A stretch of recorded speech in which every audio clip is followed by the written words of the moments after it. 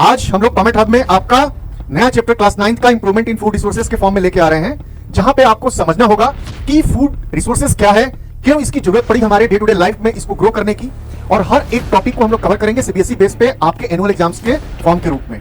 ऐसे में नेचर ने क्या काम किया कि जब इतना ज्यादा हॉट होगा तो हमारे बॉडी से बहुत सारी स्वेटिंग होगी, पानी की कमी होगी, बॉडी में डिहाइड्रेशन का कॉन्सेप्ट आ जाएगा, पानी का लॉस होता है ऐसे केसेस में। तो नेचर उस लॉस को पूरा करने के लिए ऐसे प्रोडक्ट को आपके डे टू डे लाइफ में लाती है जिसमें खूब सारा क्या पानी हो। इस इंडिया में बड़ा ही यूनिक होती है। देखिए मोस्टली जो एग्रीकल्चर फार्मर होते हैं वो क्या करते हैं कि जो प्रीवियस ईयर जो उनके पास प्रॉपर तरीके से सीड बची हुई है उसको वो प्रिजर्व रखा हुआ है, जो इस चैप्टर इस टॉपिक में हम लोग देखेंगे भी। हमारी एग्रीकल्चर एक हमारी इस इंडिया की रीढ़ रही है, एक बैकबोन रही है जीडीपी का, ग्रॉस डोमेस्टिक प्रोडक्ट का। किसी भी देश के डेवलपमेंट में बहुत बड़ा योगदान था। 70 से 80% लोग एग्रीकल्चर प्रैक्टिसेस करते थे। टॉप में भी हम कंटिन्यूअस एक ही प्लांट को ग्रो करते हैं या वीट। अब वीट की जगह पे आप कोई अपना उसके पैटर्न में होने वाले जो प्लांट है उसको मस्टर्ड वगैरह की खेती कर लो या पीस की एग्रीकल्चर प्रैक्टिसेस कर लो, तो होगा क्या कि वहां की जो सॉइल की फर्टिलिटी है वो इंक्रीज हो जाएगी। देखिए हाइब्रिड होते हैं तो इन्वायरमेंट कंडीशंस हमारी अलग अलग जगह पे अलग अलग की है, और ज्योग्राफिकल कंडीशंस इंडिया की इतनी वेरिएशंस होने के कारण आप हर एक चीज का हाइब्रिड नहीं बना सकते।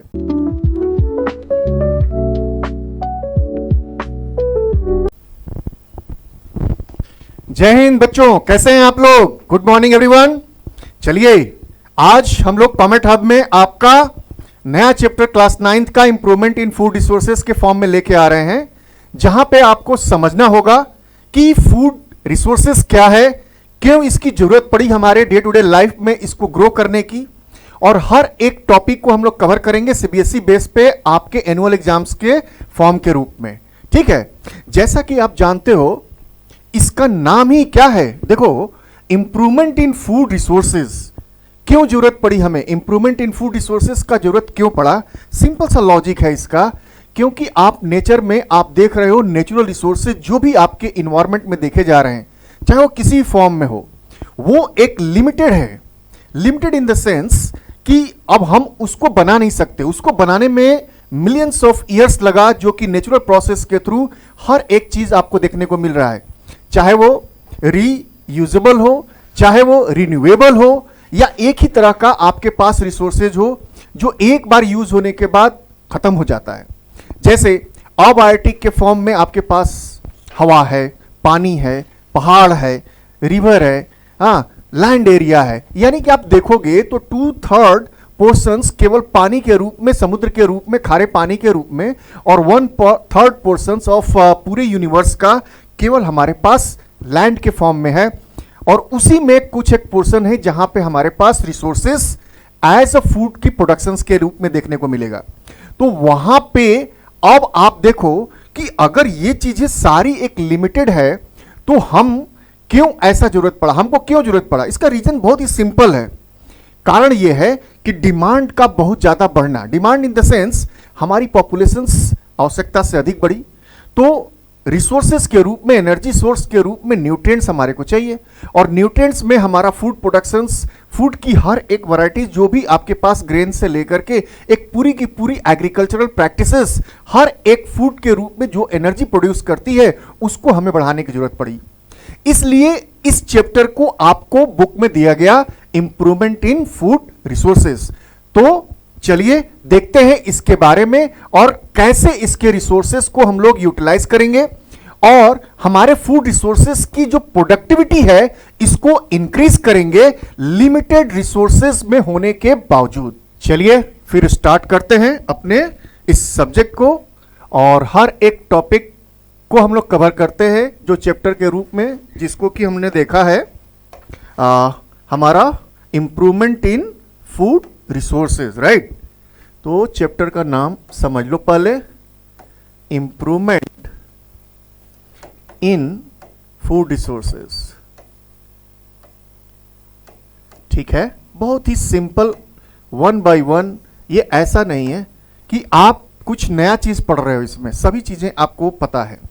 तो जरा सोचो कि हम किसकी बात कर रहे हैं। हम लोग बात कर रहे हैं इस फूड रिसोर्सेज की, है ना, फूड रिसोर्सेज। सो हमारे पास पहले बात तो आपको समझ में आना चाहिए कि फूड रिसोर्सेज आखिर है क्या, कौन कौन से ऐसे रिसोर्सेज हैं जो एज अ फूड के रूप में यूज होते हैं। तो सबसे बड़ा चीज जो फूड रिसोर्सेज आप देखते हो, ये हमारे इस पूरे भारत देश में ग्रेन्स के फॉर्म में सबको देखने को मिलेगा। जो अलग अलग तरह के ग्रेन्स हैं, मिलेट्स हैं, जो न्यूट्रिएंट्स के फॉर्म में हमारा मेन सोर्स ऑफ फूड के रूप में देखने को मिलेगा। जो गेहूं के रूप में होगा, चावल के रूप में होगा, दाल के रूप में होगा, अलग अलग ग्राउंड सीड्स के रूप में होंगे, इसको हम लोग देखेंगे। ठीक है, यानी कि एक ग्रेन्स का हमको एक पूरा पोर्शंस हर एक पार्ट को देखना है। दूसरा पार्ट जो ये हमारा फूड रिसोर्सेज है, इसको अब आप समझो कि ये फूड रिसोर्सेज का जो हमारा जो सोर्स है, ये सोर्स हमारा एग्रीकल्चर बेस्ड मेन प्रोडक्ट है। क्या है ये? एग्रीकल्चर हमारा मेन प्रोडक्ट है या मेन बिजनेस है, प्रैक्टिसेस है, जिससे हर तरह की फूड रिसोर्सेज पैदा होगी। तो एग्रीकल्चर अब छोटा मोटा केवल एक ही चीज में नहीं सीमित रह गया कि केवल हम ग्रेन्स की बात या केवल खेती में केवल आपके ग्रेन्स में ही केवल डेवलप कर रहे हैं। इसकी अब पहुंच काफी बढ़ गई, इसकी जो विड्थ है ये बड़ी रूप में हो गई। जैसे क्या बताने की कोशिश कर रहा हूं मैं, इसमें अब अलग अलग चीजें ऐड हो गई। जैसे हमारे पास आ गई एनिमल हस्बेंड्री का कॉन्सेप्ट, जिसमें हम क्या करेंगे, हम जो डोमेस्टिक एनिमल्स हैं उसको यहां पे डेवलप करेंगे और क्या करेंगे, उनको ग्रो करके डोमेस्टिक एनिमल्स से जो भी फूड प्रोडक्ट होंगे, चाहे वो मिल्क के फॉर्म में हो या मीट के फॉर्म में हो या अनदर प्रैक्टिसेस जो आपके डे टू डे लाइफ में यूज होंगे या लेदर वगैरह की, वो भी इसमें हम यूज करेंगे। ठीक है, तो ये भी देखिए, अब इसकी जो एनिमल एग्रीकल्चर को आप एक लिमिट स्वरूप में मत देखिए, ये बड़े पैमाने पे अब हो रहा है। ठीक है, अब देखिए इसी में हम एग्रीकल्चर प्रैक्टिसेस में देखिए आपको इस चैप्टर में और भी चीजें भरनी है, पढ़नी भी है आपको डिटेल्स वे में, जैसे पोल्ट्री फार्म का कॉन्सेप्ट। ठीक है ना, क्योंकि ये भी हमारा एक फूड ऑफ रिसोर्सेस का मेन सोर्स है, जिसमें आप एग्स और मीट के बारे में देखेंगे। ठीक है, और क्या देख रहे हैं इसमें, आप इसी में फिशरीज कॉन्सेप्ट को भी देखेंगे, जहां पे हम लोग फिश प्रोडक्शंस अलग अलग तरह के जितने भी फिश हैं अपने डे टू डे लाइफ में यूज करेंगे और इसे कमर्शियल फॉर्म के रूप में डेवलप करेंगे। ठीक है, फिशरीज के बाद आपके पास हनी कल्चर भी होगा, यानी कि एपी कल्चर भी हमारे पास हैं जो आपको देखना है। ठीक है, यानी हनी का प्रोडक्शंस आपको देखना है, यानी हम लोग इतनी तरह के रिसोर्सेस को हम लोग देखेंगे जो हमारा हेल्प करेगा। ये सारी प्रैक्टिसेस अल्टीमेटली हेल्प करेंगे हमारे जितने भी सोर्स हैं जो आप देख रहे हो, ये फूड रिसोर्सेज में, जो कि हमारे हर एक इंडिविजुअल्स जो इस देश में रह रहा है, क्योंकि एनर्जी का सोर्स हमारा फूड ही है। क्यों? क्योंकि फूड में अलग अलग तरह के न्यूट्रिएंट्स पाए जाएंगे और वो अलग अलग न्यूट्रिएंट्स हमारे बॉडी के मेटाबॉलिक एक्टिविटी के लिए बहुत इंपॉर्टेंट है। ठीक है, आप लोग बायो में ऑलरेडी हम लोग डिस्कस कर चुके हैं कि आप जो भी न्यूट्रिएंट्स आप लेते हो उसको सिंपल फॉर्म में तोड़ी जाएगी और उस न्यूट्रिएंट्स को आप एज अ रेस्पिरेशन प्रोसेस के थ्रू एनर्जी में कन्वर्ट होगी और एनर्जी में कन्वर्ट होकर के आपके डे टू डे लाइफ के लिए लाइफ प्रोसेसेस को एनर्जी प्रोवाइड होगी, जो कि किसी भी लिविंग थिंग्स के लिए, जीने के लिए बहुत इंपॉर्टेंट है। तो देखिए, ये हमारा फूड रिसोर्सेस का ये जितने सारे 1 बाय 1 टॉपिक है, इसको हमें कवर करना है और एक एक करके हम लोग इसको कवर भी करेंगे। ठीक है, तो चलते हैं नेक्स्ट पार्ट में, देखते हैं 1 बाय 1 करके हम लोग हर एक पार्ट को कवर करते हैं। ठीक है, चलिए नेक्स्ट पार्ट, जो पहला पार्ट है हमारा, देखिए ग्रेन्स में हमारा जो मेन पार्ट जो आपको देखने को मिलेगा, जो इस पूरे इंडिया को एक अलग रूप में देखने को मिलेगा, जहां पे आप देखेंगे कि मोस्टली क्रॉप को, मेजर क्रॉप को हम लोग क्रॉप के बेस पे डिफरेंशिएट कर सकते हैं। ठीक है, जैसे जैसे क्रॉप टाइप हम लोग एक दे दिए कि हमारे पास क्रॉप का टाइप कितने हो सकते हैं जो अभी डे टू डे लाइफ में हमारे जो इन्वायरमेंट में एग्रीकल्चर प्रैक्टिसेस इंडिया में हो रही है। तो क्रॉप में आप जो मेजर पार्ट देखते हो, तो फर्स्ट पार्ट जो है इसको बोलते हैं हम लोग क्या, खारिफ क्रॉप्स के रूप में। देखिए खारिफ क्रॉप्स हमारा, इसका अलग अलग तरीके का आप हर एक चीज को ध्यान से समझना है। खारिफ क्रॉप्स में क्या आएंगे, किस तरह का क्लाइमेट होगा, और ये कहां कहां पे एग्रीकल्चरल प्रैक्टिसेस हमारे इंडिया में होते हैं। जैसे खारिफ क्रॉप का अगर आप सीजन देखोगे तो इसका जो सीजन है मोस्टली ये रेनी सीजन में होने वाला ऐसा एग्रीकल्चरल प्रैक्टिसेस है जो डे टू डे लाइफ में हमारे इंडिया में देखने को मिलता है और मेजर क्रॉप के रूप में देखने को मिलता है प्रैक्टिसेस में। ठीक है, रेनी सीजन यानी कि इसे हम लोग समर सीजन भी कह सकते हैं। क्या कह सकते हैं, समर सीजन। ऐसा प्लांट जो समर सीजन और रेनी सीजन में हमारे को, रेनी सीजन मेन पार्ट है, आपको देखने को ग्रो करने के लिए मिलता है। ठीक है ना। अगर इसका आप देखेंगे टाइमिंग जो होगी, जो हमारी यानी कि जो समय, जिस समय ये ग्रो होता है, ये अप्रैल, मार्च अप्रैल, ठीक है ना, मार्च अप्रैल से ले करके आपको अक्टूबर और नवंबर तक देखने को मिलेगा। ठीक है,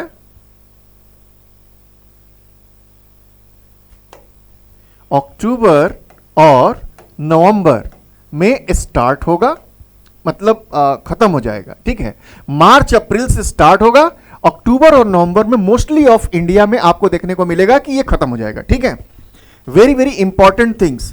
इसका जो कंडीशंस, आपकी ज्योग्राफिकल कंडीशंस जो होगी ये, या टेम्परेचर वगैरह का जो कॉन्सेप्ट होगा, ये बड़ा इंपॉर्टेंट रोल प्ले करता है। ठीक है ना।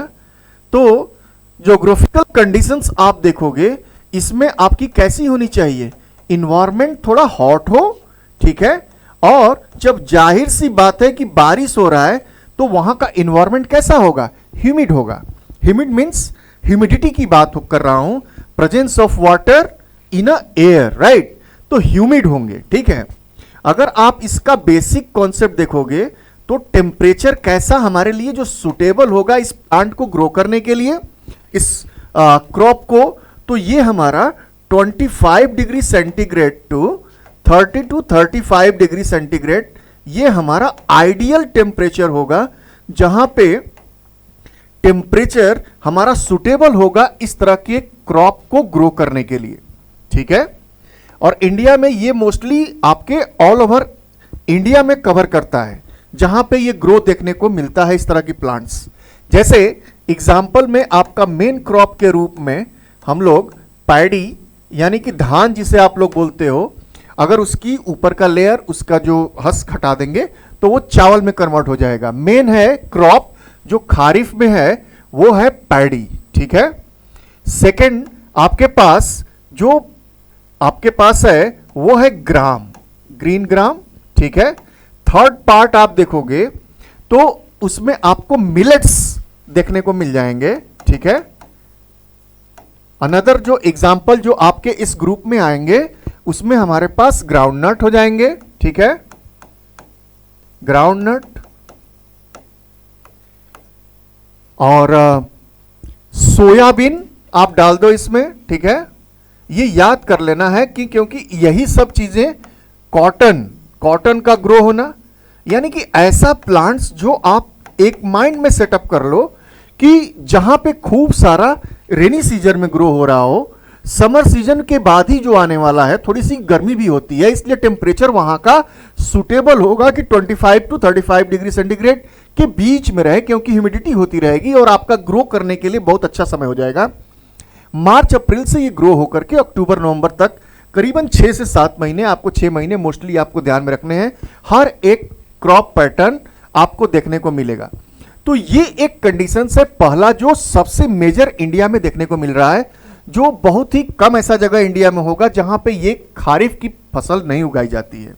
क्योंकि ट्रेडिशनली जब आप देखते हो पूरा इतिहास तो आपको चावल की खेती हमेशा देखने को मिलेगा। ठीक है, इसी के आगे जब दूसरा पार्ट आप आते हो तो हमारे पास रबी क्रॉप के रूप में होती है, ठीक है ना। इसको भी देख लीजिए, रबी क्रॉप को हम लोग विंटर क्रॉप भी बोलते हैं। क्या बोलते हैं इसको? विंटर क्रॉप, यानी कि ठंडे में उगने वाला हमारा जो क्रॉप है उसको हम लोग इस ग्रुप में रख देंगे।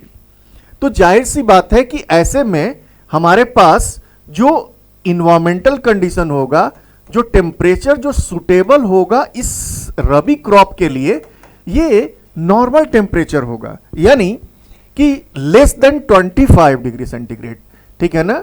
यानी कि अगर ये जितना ठंडा हो उतना अच्छा है हमारे क्रॉप के लिए, ठीक है। और इसमें जो ह्यूमिडिटी होगी काफी कम होगी, लेस चाहिए, क्योंकि पानी की जरूरत नहीं है। No need extra water on it, ठीक है ना। ज्यादा पानी की जरूरत नहीं है, ठंडे में उगने वाला है, ठीक है। इसकी जो टाइमिंग होगी हमारी, ये जो टाइमिंग सेम वहीं से ले लीजिए, अक्टूबर से जो आपके पास है अक्टूबर, नवंबर, दिसंबर, जनवरी, फरवरी तक, जनवरी टू फरवरी, जनवरी मैक्सिमम उठ तक जाएगा, ठीक है ना। जनवरी, और maybe the some kind of particular region where the practices is going to late and it will take a favour, right, maximum, right. तो ये एक हमारा एक नॉर्मल कॉन्सेप्ट है जो आपको समझ में आ जाना चाहिए, ठीक है।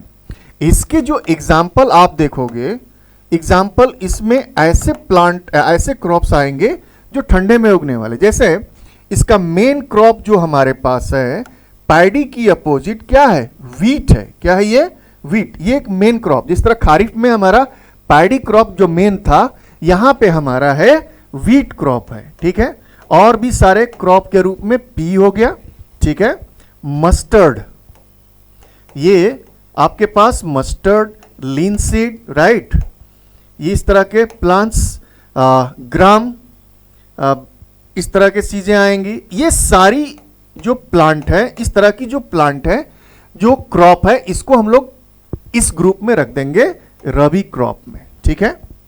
देखिए अभी भी आपके पास जो सीजन है, एक और भी चीज छूट रहा है, क्योंकि इसके बीच में भी हमारे पास जनवरी टू फरवरी और मार्च का 3 महीना बचा हुआ, ठीक है ना।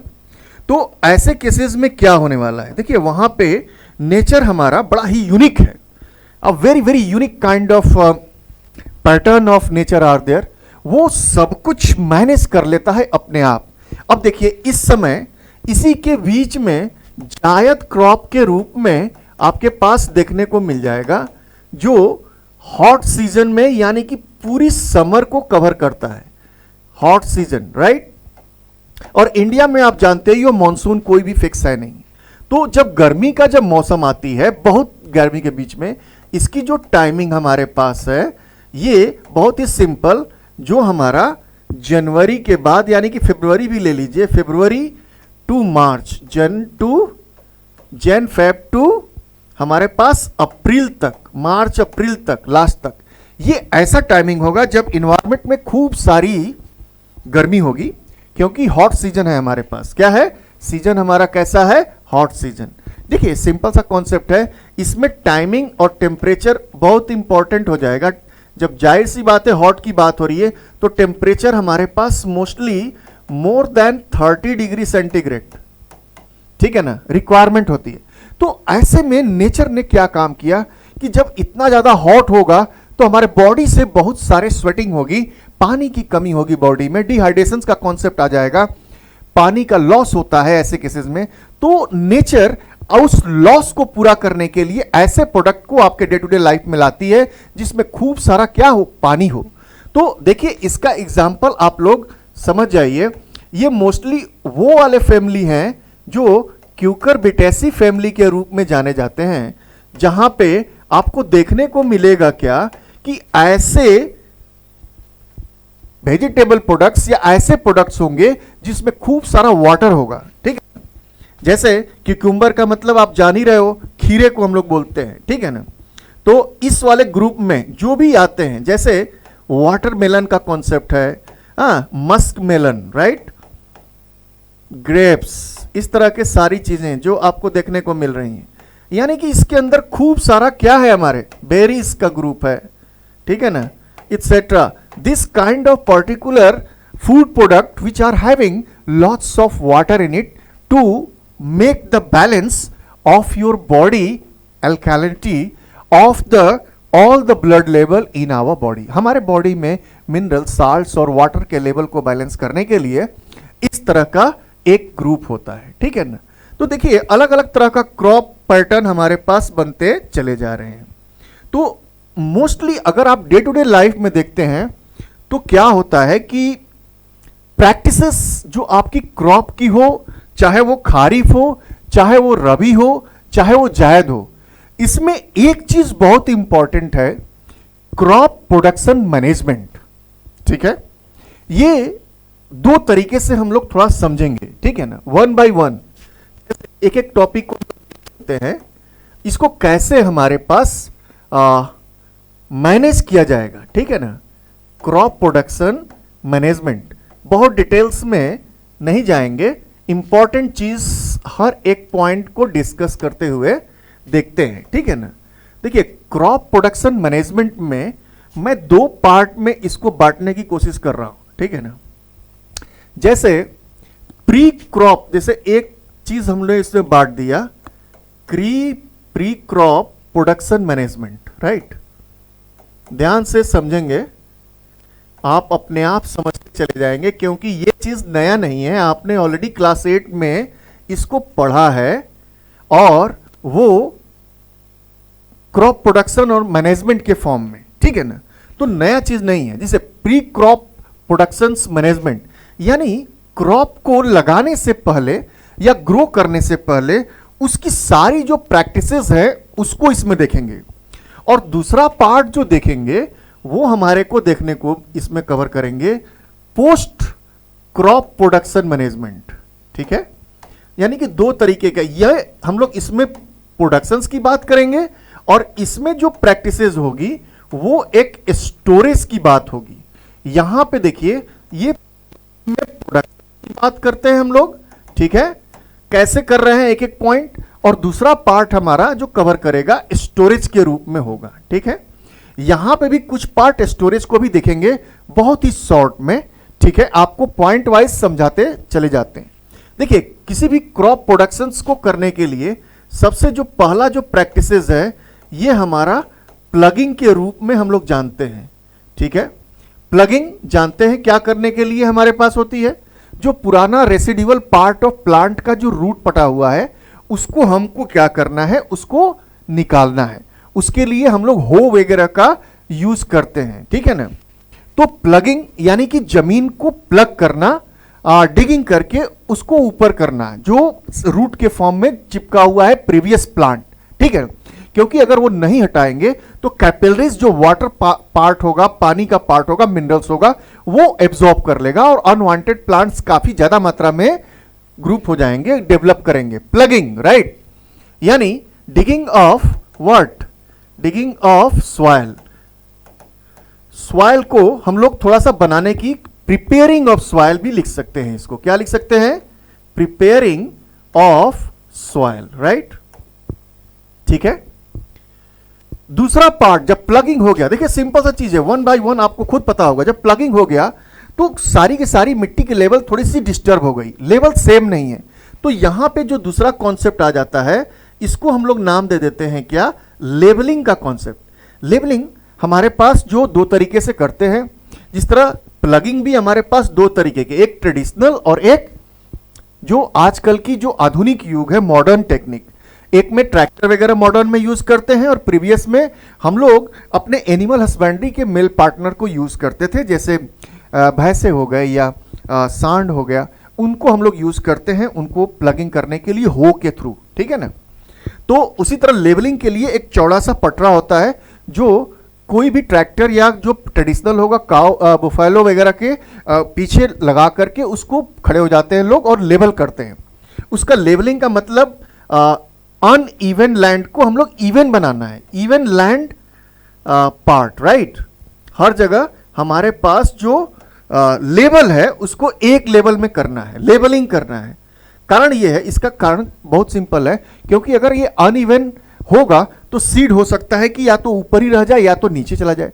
तो ऊपर वाला अगर है तो उसमें सीड को कोई खा सकता है, चिड़िया खा सकती है, इसलिए इसको क्या कर देते हैं, एक लेबल कर देते हैं। ठीक है, अब लेबलिंग के बाद जो कॉन्सेप्ट आती है, ध्यान से समझिए, इसमें हम लोग थोड़ी सी प्री इरिगेशंस यानी कि थोड़ी सी वाटरिंग का कॉन्सेप्ट भी यहां पे आ जाता है। एक बार इस सॉइल को पहले बना दिए, ठीक है ना, ये देखिए इरिगेशंस फॉर सॉइल प्रिपरेशन, है ना, हम क्या कर रहे हैं, सॉइल को प्रिपेयर कर रहे हैं ताकि हमारा सीड इजी वे में ग्रो कर सके।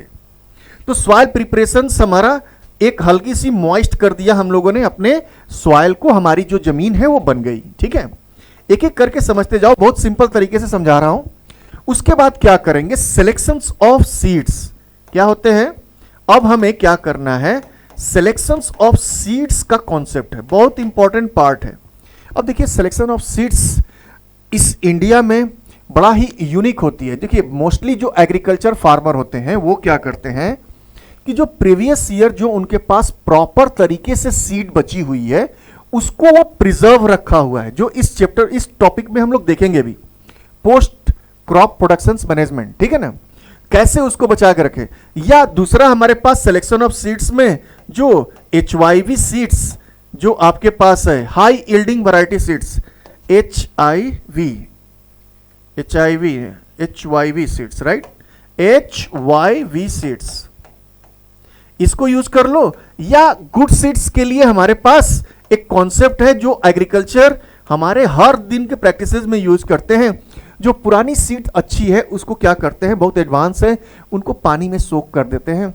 अगर वो रात भर पानी में सोक करने से होगा क्या कि जो सीड्स नीचे बैठ जाए वो गुड सीड हो गया, और जो फ्लोट करने लगे इसका मतलब उस सीड्स के अंदर की कॉटिलिडेंस खत्म हो चुकी है और वो काम करने लायक नहीं, ऊपर से उसको हटा देते हैं। तो गुड सीड्स हमारा अब तैयार हो गया। सिलेक्शंस ऑफ सीड्स के लिए हमारे पास रात भर हम लोग पानी में भिगो देते हैं सीड्स को। या high yielding variety of seeds हमारे अलग अलग ब्लॉक के थ्रू गवर्नमेंट ने उसको बना रखा है, जहां पे आपको इजी वे में अवेलेबल हो जाएगा कम रेट पे। लेकिन फिर भी एक एग्रीकल्चर फार्मर के लिए एक बड़ा ही मुश्किल काम है, खरीदना कॉस्टली पड़ेगा। ठीक है ना, तो सिलेक्शंस ऑफ सीड्स एक कॉन्सेप्ट आ गया। अब देखिए नेक्स्ट पार्ट, जब सिलेक्शंस ऑफ सीड्स हो गया तो हमारे कॉन्सेप्ट आ जाती है, अब इस सीड्स को क्या करना है, सोइंग ऑफ सीड्स का कॉन्सेप्ट है। हमारा ऑलरेडी सॉइल बन चुका, अब हम लोग इस सीड्स को क्या करेंगे, जमीन पे सो करेंगे, जो हमने बनाया इसको प्लगिंग करके, लेबलिंग करके, इरिगेट करके, और अच्छी सीड्स को हमने क्या करना, जर्मिनेट के लिए सॉइल में डाल दिया गया।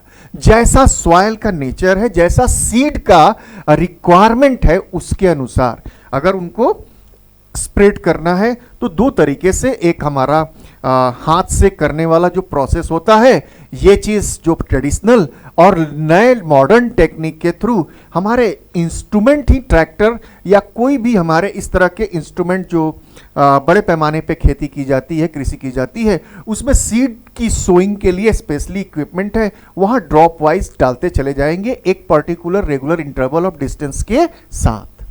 ठीक है, सोइंग ऑफ सीड्स हो गया। अब हमारा जो मेन प्रोसेस आ जाती है ये मैनेजमेंट का, कि अब सीड प्रॉपर हमारा ग्रो करने के लिए हो सकता है कि कुछ ग्रो अच्छा करे, कुछ ना करे। तो ऐसे केसेस में उस ग्रो को मैच्योर करने के लिए हमारे पास दूसरा प्रोसेस है, एक है कॉन्सेप्ट मैन्योरिंग कर लीजिए या फर्टिलाइजर्स थोड़े यूज कर लीजिए। ठीक है, देखिए इस चैप्टर में दोनों ही चीजों को समझना है, मैन्योरिंग और फर्टिलाइजर्स। भाई ये हमारे क्या करते हैं, सॉइल की प्रोडक्टिविटी को बढ़ाने में मदद करते हैं। मैन्योर एक नेचुरल फर्टिलाइजर के रूप में है, और ये फर्टिलाइजर्स जो है, जो केमिकल फर्टिलाइजर्स है, ये केमिकल है, इनऑर्गेनिक है, नॉन बायोडिग्रेडेबल है। ठीक है, अभी इसका डिफरेंशिएशंस भी आपको समझा देंगे। ठीक, अब देखिए मैच्योर होने लगा, सीड को हमने बनाया, सीड को सो कर दिया, उसको हम नॉरिशमेंट देना शुरू कर दिए। फॉर नॉरिशमेंट, किसके लिए भाई, हम लोग ये काम कर रहे हैं क्योंकि हम इसे नॉरिशमेंट दे रहे हैं ताकि हमारा सीड अच्छे से ग्रो करे। क्योंकि प्रोडक्टिविटी क्या करनी है, बढ़ानी है। प्रोडक्टिविटी क्या होती है, एक पर्टिकुलर सेम जगह में ही जो प्रोडक्शन से उसके लेवल को इंक्रीज कर। ठीक है, तो फर्टिलाइजर्स हो गए। उसके बाद आप कुछ ही दिन बाद देख रहे हैं कि प्लांट ग्रो करना स्टार्ट कर दिया, क्रॉप ग्रो करना स्टार्ट किया। ऐसे में क्या हो रहा है कि जो प्रीवियस ईयर के कुछ हमारे जो ग्रेन्स हैं जो हवा से या किसी भी तरह बायोटिक और अबायोटिक से जमीन पे गिरे हुए हैं, तो वो भी सीड उसको मेन्योर को नॉरिश कर दिया और वो भी उग गया। यानी कि हमारे पास एक कॉन्सेप्ट नहीं आ जाती है वीड्स मैनेजमेंट का कॉन्सेप्ट भी। ठीक है, वीड्स मैनेजमेंट का कॉन्सेप्ट का मतलब, वीड्स का मतलब अनवांटेड प्लांट हो गए। क्या हो गए? जो हमने उसको ग्रो करने के लिए डेवलप नहीं किया था, लेकिन वो ग्रो होना स्टार्ट हो गया। ठीक है, ठीक है। इसको हम कवर करने के लिए पोस्ट क्रॉप मैनेजमेंट को थोड़ा सा अभी हटा रहे हैं, ताकि आपको समझाने में इजी हो जाए एक ही स्लाइड पे, यहां पे। ठीक है, चलिए तो देखिए वीड्स मैनेजमेंट हो गया।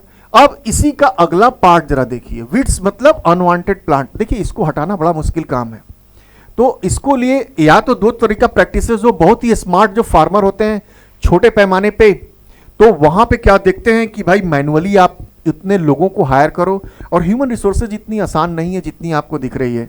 और बहुत ही कम ऐसे वेल प्रैक्टिशनर्स हैं जो एग्रीकल्चर फार्मिंग में जो आइडेंटिफाई कर पाएंगे कि जो वीड्स है वो ओरिजिनल प्लांट ना हो करके रियल प्लांट है।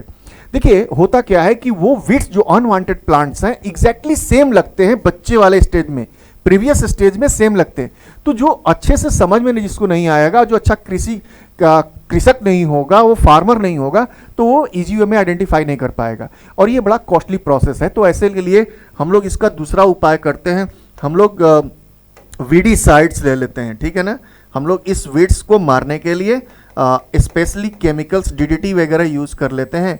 ये क्या करता है, अनवांटेड हमारे वीड्स को किल कर देता है। ठीक है, बहुत डिटेल्स में अभी नहीं घुसूंगा। ठीक है ना, वीड्स मैनेजमेंट हो गया। ठीक है, अब हमारा प्लांट क्या हो गया, ग्रो करना स्टार्ट किया।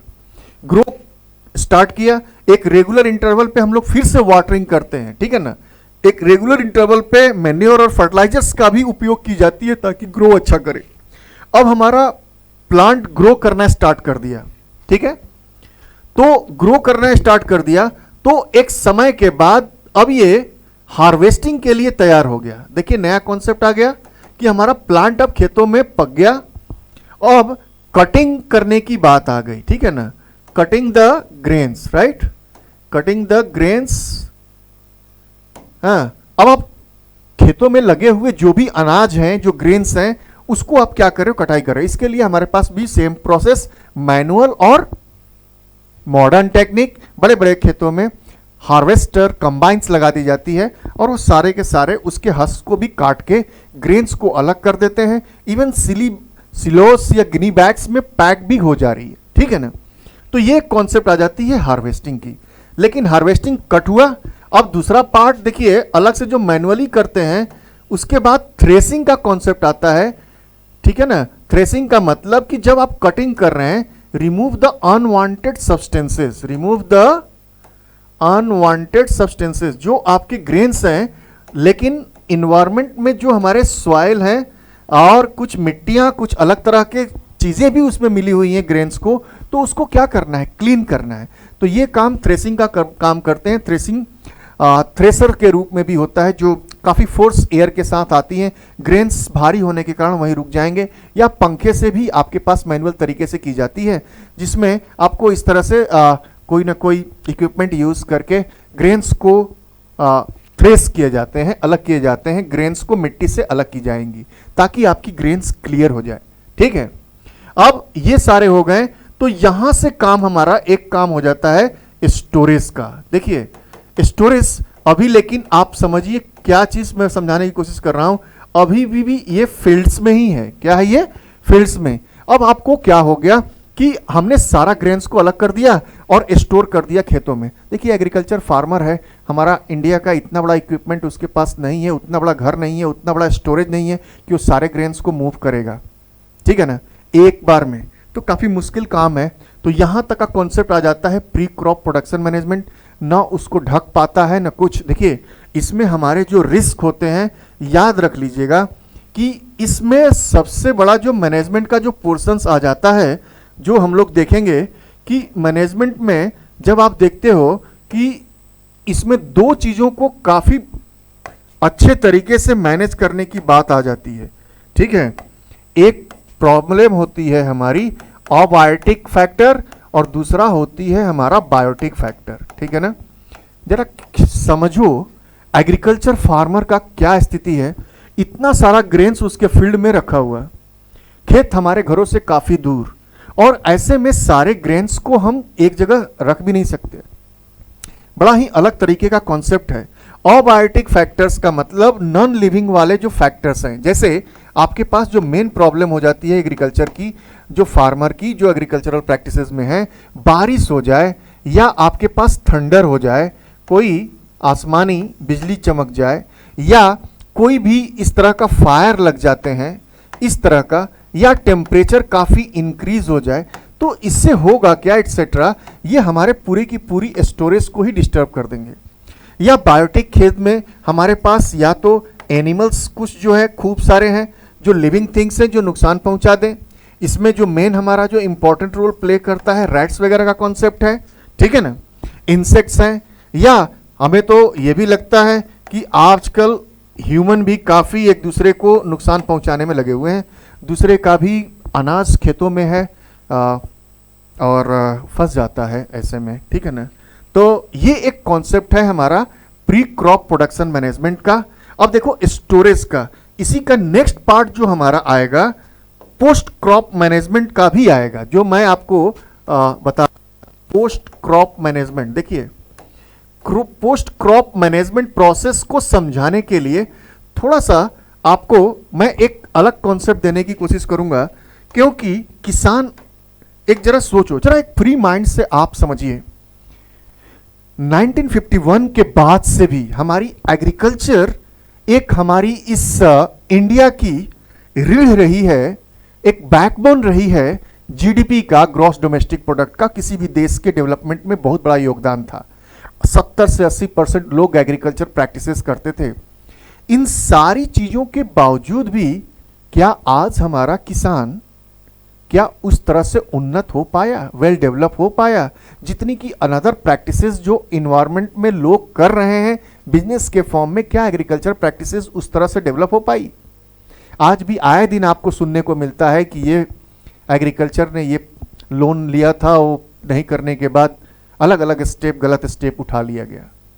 तो हमारी देश में आज भी आप देखते हो कि किसानों की जो दशा है वो सुधरी नहीं है। उसका रीजन बड़ा इंपॉर्टेंट है। मैं इसको समझाने से पहले थोड़ा सा आपको एक लेके चलता हूं। इसी चीज को करने के लिए एक इंस्टीट्यूशंस की सेटअप की गई थी, जिसका नाम है फूड कॉरपोरेशन ऑफ इंडिया। ठीक है, food corporation of India, right. इसमें देखिए क्या होता था कि ये एक ऐसी संस्था, ट्रायंगल के रूप में समझिए कि जैसे मान लो ये अगर हमारा एग्रीकल्चरल प्रैक्टिस यानी कि फार्मर है, एग्रीकल्चरल ओके, यहाँ पे मान लीजिए कि ये एक फार्मर है। ठीक है, और फार्मर को ये हमारा मंडी सिस्टम, राइट, ध्यान से समझना, बहुत ही सिंपल चीजें आपको समझाने की कोशिश कर रहा हूं। और यहाँ पे हमारा ये जो एफसीआई का पोर्शंस बना हुआ, और हमारा जो चैनल है कुछ इस तरह से आने को था। ठीक है ना, तो एफसीआई इसीलिए बनाया गया था, फूड कॉर्पोरेशन ऑफ इंडिया, ताकि एग्रीकल्चरल की जो हमारी एमएसपी होगी, जो मिनिमम सपोर्ट प्राइस जो गवर्नमेंट तय करेगी, एमएसपी यानी हर साल गवर्नमेंट किसानों के उपजों के लिए एक पर्टिकुलर प्राइस सेट करती है ग्रेन की। ठीक है ना, वो फिक्स होता है। जैसे अगर पैडी की इस साल की अगर मैं मान लो कि अगर उसने दे दिया 1500 रुपीज और पर क्विंटल, राइट, पर क्विंटल के लिए हमारे पास दे दिया गया है, फिक्स कर दिया गया। अगर एफसीआई चाहे, एफसीआई एक संस्था ऐसी बनाई गई है कि एनोनिमस संस्था बनी, जो एग्रीकल्चर फार्मर को यहां से डायरेक्ट यहां मंडी सिस्टम तक न ले जाए, वो उसको सही दाम फार्मर तक पहुंचाई जाए। लेकिन ये जो है संस्था होने के बावजूद भी कुछ भी हमारे लिए फायदेमंद नहीं हो पाया। क्यों? क्योंकि एफसीआई के जो रूल्स हैं ये काफी स्ट्रांग हैं। जैसे हमारे एक रूल्स की बात करें, जैसे ग्रेन्स क्या होने चाहिए, नीट एंड क्लीन होने चाहिए, नीट एंड क्लीन, साथ में ये ड्राई होने चाहिए। गिनी बैग्स में आपके पास होने चाहिए। जो जरा सोचो, इतना सारा अनाज किसानों के खेतों में पड़ा हुआ है, उसके पास रखने की जगह नहीं है, वो उसको बचा भी नहीं सकता, वो कैसे उतना जल्दी सुखाएगा, और नेचुरल कैलामिटीज उसके लिए अलग तरीके से प्रकोप कर रहा है। तो एफसीआई का जो रूल एंड कंडीशंस है फार्मर को सूट ही नहीं कर पा रहा है, यानी कि फार्मर्स अपना अनाज यहां पे दे ही नहीं पाया। अगर ये नहीं दे पाएगा तो उसको ये मिनिमम सपोर्ट प्राइस उसको मिलेगा ही नहीं, और साल भर वो हजारों जो है ना कर्ज लेके बैठा हुआ है। अब इसकी शहर से दूर है, एफसीआई आपके ब्लॉक लेवल पे है। देखिए कितनी हमारे पास अलग तरीके की ड्रॉबैक्स देखने को मिल रही हैं।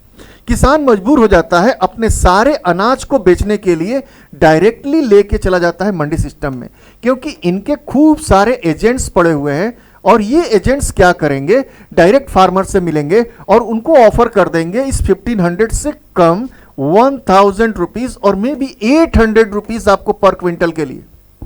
अब किसान को इतनी सारी प्रॉब्लम है कि वो कैसे बचाए इसको। इतने सारे अनाज को बायोटिक और अबायोटिक फैक्टर्स से बचाना उसके लिए बहुत बड़ा टफ काम हो जाता है। अगर ये इतना भी नहीं देगा तो उसका पूरा अनाज ही खराब हो जाएगा। तो ऐसे केसेस में ये एफसीआई के पास न बेच करके डायरेक्ट हमारी मंडी सिस्टम में बेच देता है। कितने पे? 1000 पे, और हर एक आपके पास, हमारे पास हर क्विंटल पे 500 का लॉस। देखिए इसमें मीडिएटर क्या करते हैं, इन्हीं के सब मिले हुए, ये क्या करेंगे, अब इसी चीज को सुखाएंगे, अपने जगह पे रखेंगे, और एफसीआई को जो लूप होल है उसी के थ्रू यहां पे ये अपना बेच देंगे और अपना बिजनेस करते जाएंगे। तो यानी कि ये जो मीडिएटर है, जो मीट सिस्टम है, ये हमेशा ग्रो करता चला गया, और फार्मर की स्टेज हमेशा क्या होती चली गई, लो होती चली गई। इसीलिए आज हमारा देश के हर एक किसान को उसकी वो जो एक वेजेस होनी चाहिए, वो जो एक उसकी आउटपुट का एक रिम्यूनरेशन होना चाहिए, वो मिल नहीं पाता, और आज भी हमारी किसान थोड़े उस लेवल तक नहीं पढ़ पाए। और अलग तरह का जो एग्रीकल्चर प्रैक्टिसेस है, मॉडर्न फार्मिंग को भी सभी लोगों ने नहीं अपनाया। तो ये सारी कारण है जो आपको मैं बताने की कोशिश कर रहा था। अब देखिए पोस्ट क्रॉप मैनेजमेंट में जब आप आते हो तो यहीं पे समझ जाओ कि क्या देखते हो कि पोस्ट क्रॉप मैनेजमेंट में हम लोगों को जो अनाज, जो हमारे ग्रेन्स है ना, पोस्ट क्रॉप मैनेजमेंट में जो हम लोगों ने देखा क्या कि खेतों में खूब सारा अनाज है, तो ऐसे में क्या करता है, वो ग्रेन्स का जो 80% है लॉस में ही सोल्ड कर देता है एग्रीकल्चर। 20% वो अपने ग्रेन्स को घर पे ले आता है। ग्रेन्स को क्या करेगा, घर पे ले आएगा, कैरी टू होम। यहां पे मैनेजमेंट की बात आएगी, और इस मैनेजमेंट को अब उसको रख रखाव करना है उस अनाज को, तो वहां पे भी दो तरीके की ही कॉन्सेप्ट आती है, हमेशा याद रख लेना। एक कॉन्सेप्ट है कि अबायोटिक फैक्टर को कंट्रोल कर लो, और दूसरा पार्ट है बायोटिक फैक्टर को कंट्रोल कर लो। ठीक है, अबायोटिक में ऐसे अनाज को फ्रीली होकर के मत, ओपन एरिया में मत रखो, जहां पे ह्यूमिडिटी से बचाना है, ठीक है ना, रेन से बचाना है, और ज्यादा टेम्परेचर ना हो, इसके लिए ध्यान रखना है। ठीक है, और साथ में आप क्या देख रहे हो कि हवा भी ज्यादा, विंड से भी आपको प्रॉब्लम है, थंडर, ये सारी चीजें जो प्रॉब्लम क्रिएट करती हैं। भाई जल जाए, आपकी पानी में भीग जाए अनाज, तो सारा सारा खराब हो जाए, इसको क्या करना है, कंट्रोल करना है। ठीक है ना, तो ऐसे केसेस के लिए करते क्या है कि वो बोरियों में रख देते हैं। किसान अपने अनाज को प्रॉपर तरीके से मेडिकेटेड कुछ केमिकल्स डाल देंगे, पोटेशियम वगैरह का, सल्फास की गोली डाली जाती है, नीम की नेचुरल तरीके से पत्तियां डाल के बोरियों में बंद करके ऐसे जगह पे रखेंगे जहां पे टेम्परेचर काफ़ी ज़्यादा हो, तो ताकि वो माइक्रोब्स डेवलप ना हो पाए। क्योंकि ये अगर नहीं कंट्रोल कर पाएंगे तो अगले बार वो सीड ऑफ सेलेक्शंस में प्रीवियस ईयर का सीड अच्छा बचा नहीं पाएंगे। तो ये किसान क्या करते हैं, साल भर अपना रखते भी हैं खाने के लिए भी, और उस सीड को भी बचा के रखते हैं ताकि फिर से नई तरीके से यूज कर सकें।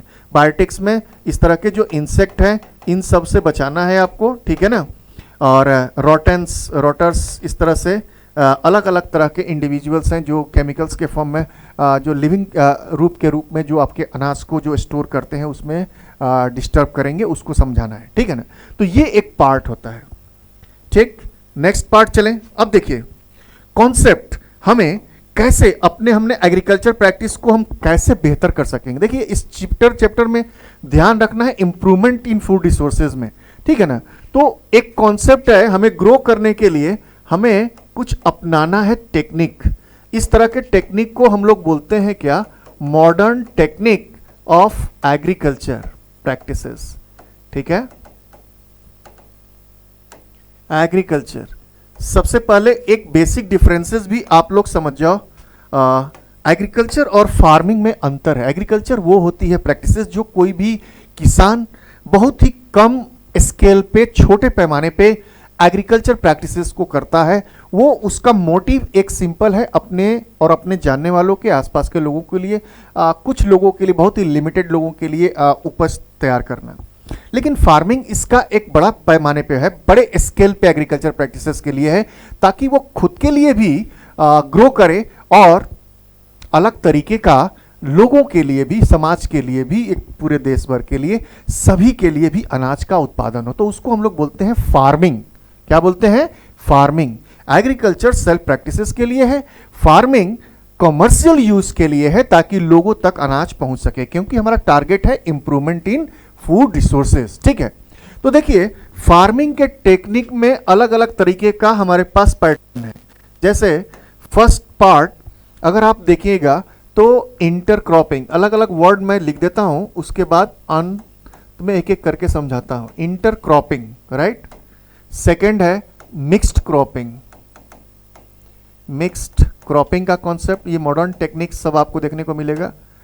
थर्ड पार्ट जो आप देखने को मिलेगा multiple cropping, right. Multiple cropping का concept, mixed cropping, intercropping, multiple cropping. ठीक है, ये क्रॉपिंग का टेक्निक। उसी तरह कॉन्सेप्ट इरिगेशंस में भी आप देखोगे तो इरिगेशंस में अब नए तरीके का पैटर्न आप यूज करोगे। ठीक है ना, जिसमें आपको स्प्रिंकलर वगैरह जो नई तरीके की खेती एग्रीकल्चर प्रैक्टिसेस होंगी वहां से देखेंगे। स्प्रिंकलर्स मेथड, दूसरा आप देखोगे ड्रिप मेथड का कॉन्सेप्ट, राइट। ड्रिप मेथड, इस तरह की। देखिए वन बाय वन करके हम लोग समझते हैं इसको। इंटरक्रॉपिंग का कॉन्सेप्ट, ठीक है ना।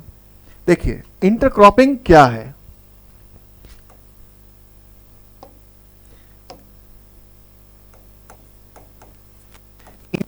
नाम से ही समझ में आ रहा है कि आप एक ऐसा काम करो कि देखो हमारे पूर्वज एक ही तरह का दो पैटर्न के रूप में खेती करे जा रहे हैं, एक बार पैडी एक बार व्हीट, एक बार पैडी एक बार व्हीट।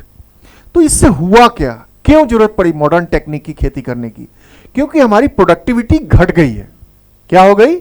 प्रोडक्टिविटी घट इसलिए गई है क्योंकि सॉइल का न्यूट्रिएंट ही खत्म हो गया।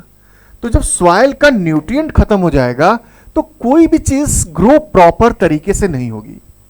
तो इंटरक्रॉपिंग का कॉन्सेप्ट लेके आए, जिसमें आप क्या करिए कि according to the season of crop, अलग अलग सीजन ऑफ क्रॉप के थ्रू हम लोग डेवलप करेंगे। ठीक है ना। एक चीज इसमें ऐसे प्लांट को डेवलप करने में जोर देती है जो न्यूट्रिएंट्स, सॉइल की न्यूट्रिएंट्स को बढ़ा दे। क्या कर दे? सॉइल की न्यूट्रिएंट्स को क्या करे? इंक्रीज कर दे। तो इसके लिए हमारे पास एक प्लांट का जो स्पेशली ग्रो करने की बात होती है, लेग्यूमिनस प्लांट्स की, राइट। ये क्या करता है? ये सॉइल के अंदर न्यूट्रिएंट्स को रेप्लेनिश कर देता है, रेप्लेनिश कर देगा। ठीक है ना, यानी कि वहां की सॉइल की फर्टिलिटी को क्या करेगा? इंक्रीज करेगा। Increase the fertility, right. ये कैसे करता है? हाउ? ये नाइट्रोजन फिक्सेशंस की तरह काम करता है। नाइट्रोजन फिक्सेशंस का कॉन्सेप्ट को लेकर के काम करता है। नाइट्रोजन फिक्सेशंस का मतलब ऐसे प्लांट्स जिसके रूट्स के अंदर खूब सारे माइक्रोब्स पाए जाते हैं। नाइट्रोजन को फिक्स करने के लिए अलग अलग तरीके के नाइट्रोजन फिक्सेशंस बैक्टीरिया पाई जाती है। ठीक है, देखिए नाइट्रोजन फिक्सेशंस बैक्टीरिया, ये बड़ा ही इंपॉर्टेंट रोल प्ले करता है। देखिए ये कुछ भी हो सकता है, राइजोबियम के फॉर्म में हो सकता है, ठीक है, या आपका कॉन्सेप्ट जो आता है ब्लू ग्रीन एल्गी के रूप में हो सकता है, साइनोबैक्टीरिया के रूप में, राइट। साइनोबैक्टीरिया ये क्या करते हैं, बड़ा इंपॉर्टेंट रोल करते हैं। ये क्या करेंगे, इन्वायरमेंट से, देखिए नाइट्रोजन जो कि फ्री फॉर्म में नहीं है, वो नाइट्रोजन को लेने के लिए इसके पास दो उपाय है, या तो नाइट्रेट ले या नाइट्राइट। नाइट्रेट या नाइट्राइट को कन्वर्ट करेंगे, नाइट्राइट को क्या करते हैं, कन्वर्ट करते हैं किसमें, नाइट्रोजन लिक्विड पार्ट में, राइट, ताकि प्लांट उसको यूज कर सके और प्लांट का ग्रो कर सके, ठीक है ना। ये ऐसे काम करता है जिससे होगा क्या कि जो हमारी जो नाइट्रोजन, देखिए इन्वायरमेंट में नाइट्रोजन तो हमारे पास बहुत है, 78% गैस के फॉर्म में है, हमेशा कंपाउंड के फॉर्म में होता है, लेकिन कोई भी इंडिविजुअल्स लिविंग बींग्स डायरेक्ट इस नाइट्रोजन को यूटिलाइज नहीं कर सकता, केवल और केवल कौन करेगा, प्लांट करेगा। और उस प्लांट में स्पेशली कौन से प्लांट करेंगे, जो नाइट्रोजन को फिक्स करते हैं। कौन से प्लांट नाइट्रोजन को फिक्स करते हैं, वो है लेग्यूमिनस प्लांट। लेग्यूमिनस प्लांट में कौन आते हैं, लेग्यूमिनस प्लांट में आते हैं दलहन के पौधे, तिलहन के पौधे, दाल वाले पौधे हो या ऑयल सीड्स वाले पौधे हो, उनके अंदर रूट्स में जो रूट नोड्यूल्स होती है, राइजोबियम या साइनोबैक्टीरिया पाए जाते हैं। वो क्या करेंगे, नाइट्रोजन का जो पार्ट है, जो कंपाउंड के फॉर्म में नाइट्रेट या नाइट्राइट है, वाटर सॉल्युबल रेन के थ्रू हो करके वो नाइट्रोजन में कन्वर्ट करेंगे, जो कि प्रोटीन के लिए बहुत इंपॉर्टेंट है और प्लांट की ग्रोथ के लिए इंपॉर्टेंट है, ठीक है। तो एक चीज आप ध्यान रखना, हमेशा जब भी इंटरक्रॉपिंग की बात होगी तो हम ऐसे प्लांट्स की क्रॉप का पैटर्न चुनेंगे जो नाइट्रोजन फिक्सेशंस में हेल्प करता हो। सिंपल सा कॉन्सेप्ट, ठीक है। चलिए इसी को जरा समझाने के लिए मैं आपको समझाने की कोशिश करता हूं। नेक्स्ट पार्ट, जैसे हमारे पास इंटरक्रॉपिंग का कॉन्सेप्ट आ गया। इंटरक्रॉपिंग का मतलब ही हो गया एक क्रॉप के बाद दूसरे क्रॉपिंग को डेवलप करना। लेकिन आप ध्यान में से समझना कि हमारे पास दो तरीके का मेजर क्रॉप पैटर्न है, एक है खारिफ और दूसरा है हमारे पास क्या, रबी क्रॉप्स है, ठीक है ना। तो खारिफ क्रॉप जो कंटिन्यूअस हम एक ही प्लांट डेवलप करते चले जा रहे हैं, यानी पैडी कंटिन्यूअस डेवलप करे जा रहे हैं, ये कंटिन्यूअसली ग्रो कर रहे हैं, ठीक है ना। तो क्या हो रहा है कि वहां की जो सॉइल, इसका रिजल्टेंट आपको क्या मिला, देखिए सिंपल सा कॉन्सेप्ट है। इसका रिजल्ट हमारे को यह मिला कि सॉइल की फर्टिलिटी क्या हो गई, कम हो गई, और हमें इसको क्या करना है, डिक्रीज हो गया, लो हो गया, वेरी वेरी लो। तो ऐसे केसेस में हमारा पैडी प्रॉपर ग्रो नहीं कर रहा है। तो हमें क्या करना है, हम क्या करेंगे कि दो तरीके का काम कर सकते हैं, या तो हम इस प्लांट का जो पैटर्न है इसको चेंज करें, ठीक है ना। तो पैडी के जगह पे हमने क्या कर दिया, अलग तरीके का प्लांट ग्रो कर दिया, या तो हम इसमें सोयाबीन डेवलप कर लो, सोयाबीन सीड्स, राइट। या हमारे पास जो अलग तरीके का कॉन्सेप्ट आ गया, मिलेट्स हो, या कोई ग्राम डेवलप कर लो, क्या कर लो, ग्राम, ग्रीन ग्राम हमारे पास है, ठीक है, ब्लैक ग्राम है, इसको डेवलप कर लो। क्यों, क्योंकि ये है दलहन के पौधे, हमारे पास ऐसे प्लांट जिसमें बैक्टीरिया पाए जाते हैं रूट्स में, और वो हमारा नाइट्रोजन को क्या करेगा, इन्हांस कर देगा, यानी कि सॉइल की फर्टिलिटी को बढ़ा देगा। इसका तरीका एक और भी है, आप ऐसा करो, ये तो पूरी की पूरी पैडी को ही हटाने की बात हो गई। कभी कभी हम ऐसा भी एग्रीकल्चर प्रैक्टिसेस भी कर सकते हो कि आप क्या करो कि हमें कुछ नहीं करना है, एक पर्टिकुलर फील्ड में दोनों प्लांट को ग्रो कर लो, थोड़ा थोड़ा बांट दो, एक में पैडी ग्रो कर लो और दूसरे में हमारे पास सोयाबीन या कोई भी मस्टर्ड की कोई खेती हो लो, तो पैडी में होगी, ग्राम या ग्रीन ग्राम में कर लो, सोयाबीन की एग्रीकल्चर प्रैक्टिसेस कर लो। इससे क्या होगा कि यहाँ की हमारी जो सॉइल फर्टिलिटी है वो हमारी बढ़ जाएगी। उसी तरह देखिए रबी क्रॉप में भी हम कंटिन्यूअस एक ही प्लांट को ग्रो करते हैं, क्या, वीट। अब वीट के जगह पे आप कोई अपना उसके पैटर्न में होने वाले जो प्लांट है उसको मस्टर्ड वगैरह की खेती कर लो, या पीस की एग्रीकल्चर प्रैक्टिसेस कर लो। तो होगा क्या कि वहां की जो सॉइल की फर्टिलिटी है वो इंक्रीज हो जाएगी। इंटरक्रॉपिंग का कॉन्सेप्ट यही है कि जो हम कंटिन्यूअसली एक ही तरह के प्लांट को ग्रो करते हुए आए हैं, जिससे उसकी सॉइल की फर्टिलिटी कम हो गई, उससे उत्पादकता कम हो गई, तो आप क्या करो, ऐसे प्लांट को लगाओ जो वहां की सॉइल को रिप्लेनिश कर सके। ठीक है ना। तो मस्टर्ड वगैरह का आप एग्रीकल्चर प्रैक्टिसेस में डेवलप कर सकते हो। ठीक है, या पीज लगा लो, या लीन सेट्स, इस तरह के आपके पास जो है प्लांट है उसको डेवलप करो, आपका काम बन जाएगा, मॉडर्न फार्मिंग के रूप में डेवलप हो जाएगा। ठीक है। उसी के बाद देखिए जो दूसरा पैटर्न है इसको हम लोग पढ़ेंगे, मिक्स्ड क्रॉपिंग की बात कर रहे हैं। यहां पे भी बस वही चीज है, अब नाम से ही समझ में आ रहा है कि हमें क्या करना है, मिक्स्ड क्रॉपिंग करनी है। मिक्स्ड क्रॉपिंग का क्या मतलब, more than one crops developed in particular area, right. एक ही particular area in season wise. देखिए सीजन वाइज बहुत इंपॉर्टेंट है। अब हमने मोर देन वन प्लांट को डेवलप करना है, तो क्या करना है, कुछ नहीं करना है, एक कॉम्बिनेशंस बना लीजिए। ठीक है ना। आप देखें जैसे रबी क्रॉप आप ले लीजिए, रबी क्रॉप्स में जिसमें आप क्या करिए, मिक्स्ड कर दीजिए। क्या कर दीजिए, मिक्स्ड फार्मिंग। हमारे पास कैसा है ये, मिक्स्ड फार्मिंग। मिक्स्ड फार्मिंग में क्या कर लें, आप व्हीट के साथ जो कॉम्बिनेशन है इसको आप डेवलप कर लो, मस्टर्ड उगा लो। ठीक है ना, एक साथ स्प्रेड कर दो। दोनों का टाइमिंग ग्रो होने का अलग अलग है, आप इजी वे में आइडेंटिफाई कर पाओगे और दोनों को इजी वे में हार्वेस्टिंग भी हो जाएगी, और एक ही पर्टिकुलर एरिया में हम जो सॉइल की रिप्लेनिश कम हुई थी उसको हम फिर से क्या करेंगे, रिप्लेनिश कर लेंगे। ठीक है।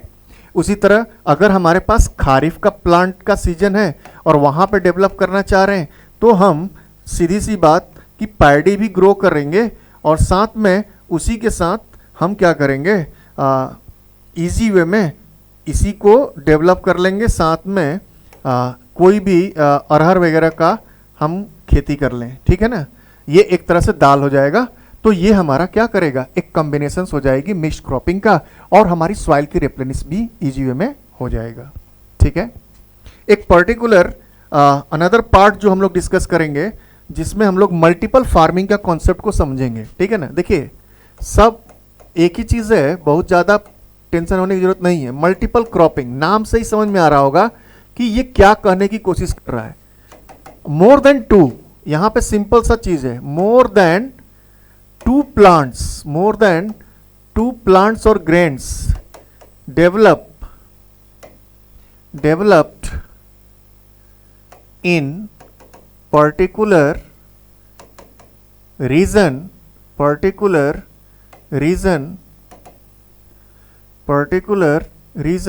Right, in season wise, right. ऐसा हो कि सीजन वाइज हो। ठीक है ना। जैसे क्या मतलब है, सिंपल सा एक समझिए, आप बड़े पैमाने पे एक एग्रीकल्चर प्रैक्टिसेस कर रहे हैं, इसको आप क्या कर लीजिए, बांट दीजिए अलग अलग पार्ट में। ठीक है। बस एक एग्जांपल से समझ में आ जाएंगे। जैसे मान लीजिए मैंने सीजन लिया, कौन सा, रबी क्रॉप वाला सीजन है, यानी कि ये किस तरह का सीजन है, विंटर सीजन है। ठीक है ना। अब विंटर सीजन में आपको ध्यान रखना है एक ही चीज कि इन सारी चीजों में आपको करना क्या है कि हमारी जो ट्रेडिशनल फार्मिंग व्हीट हो रही थी उसके जगह पे कुछ लेग्यूमिनस प्लांट वाले काम करने हैं। ठीक है ना। तो देखिए यहाँ पे व्हीट तो उगा ही लीजिए, कोई दिक्कत नहीं है, क्योंकि मेजर इंपॉर्टेंट चीज है। अब इसी के साथ आप क्या कर दीजिए, पी भी उगा लीजिए, इसी में आप थोड़ा सा क्या कर लीजिए, मस्टर्ड भी ग्रो कर लीजिए। ठीक है। ग्राम भी यूज कर लीजिए इस तरह का, और कुछ और भी नहीं है तो आप क्या कर लोगे, क्योंकि देखिए ये मल्टीपल क्रॉपिंग की बात हो रही है, अलग अलग तरह के क्रॉप जो उस समय उस सीजन वाइज जो होंगे उसमें आपको डेवलप करना है। ठीक है। आप कर लिए, यानी कि एक ही पर्टिकुलर एरिया को हम कई पार्ट में बांट दिए और उसी पर्टिकुलर सीजन वाइज प्लांट को जो लेग्यूमिनस से कनेक्ट होता है उसको हमने ग्रो कर दिया ताकि हमारी रिप्लेनिश ऑफ सॉइल बन सके। ठीक है। चले, तो इरिगेशंस में भी अलग अलग कॉन्सेप्ट था हमारे पास। ड्रिप मेथड है, इरिगेशंस का पैटर्न आप लोग जान ही रहे हो। हमारे पास जो रिसोर्सेज होते थे, इसमें आप देखोगे इरिगेशंस में तो बचपन से हम लोग देखते हुए आए हैं ट्रेडिशनल मेथड। ठीक है ना।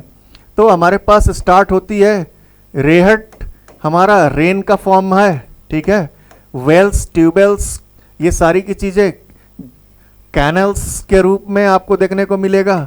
मॉडर्न में जब यही चीज़ जाते हैं तो हमने क्या कर दिया, ड्रिप मेथड यूज़ कर लिया, स्प्रिंकलर मेथड यूज़ कर लिया, ठीक है ना। देखिए ड्रिप मेथड क्या करते हैं, ऐसा प्लांट का इरिगेशन पैटर्न सेटअप करेंगे जहां रूट्स के पास ही पाइप का डिस्ट्रीब्यूशन हो जाएगा और वहां ड्रॉप वाइज रूट उसके रूट पे ही ड्रॉप होते जाएंगे, ठीक है। स्प्रिंकलर बड़े प्लेन एरियाज में होंगे जो एक रेगुलर इंटरवल पे आपको देखने को मिलेगा कि वो थोड़े थोड़े इंटरवल पे प्रेशर्स के साथ चारों तरफ फैलता हुआ चला जाता है, ठीक है ना।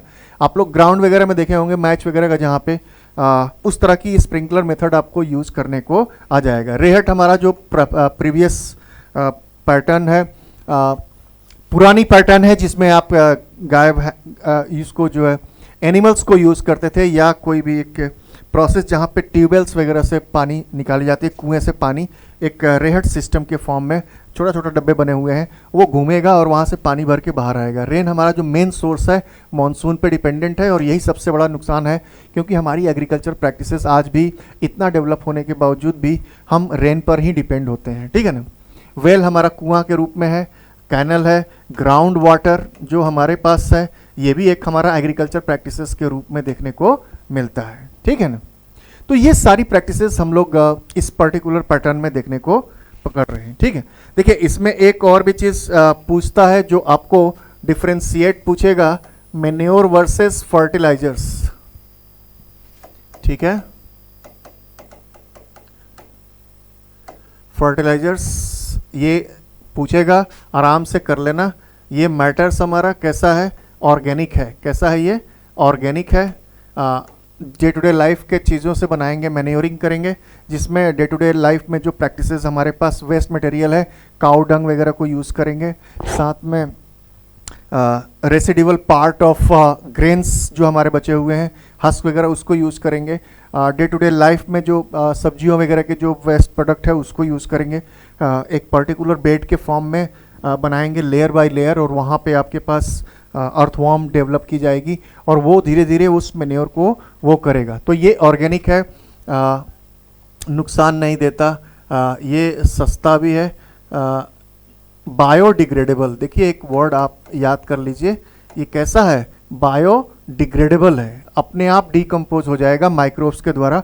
और बायोडिग्रेडेबल का मतलब ऐसा पर्टिकुलर सब्सटेंसेस जो इजीली डिकम्पोज हो जाए और वो कभी भी इन्वायरमेंट में नुकसान ना पहुंचाए, पोल्यूशन ना डेवलप करे, यानी कि not producing any kinds of hazardous substances in our environment, right. Biodegradable ये क्या है, नॉन हार्मफुल है। कैसा है ये, नॉन हार्मफुल है, ठीक है।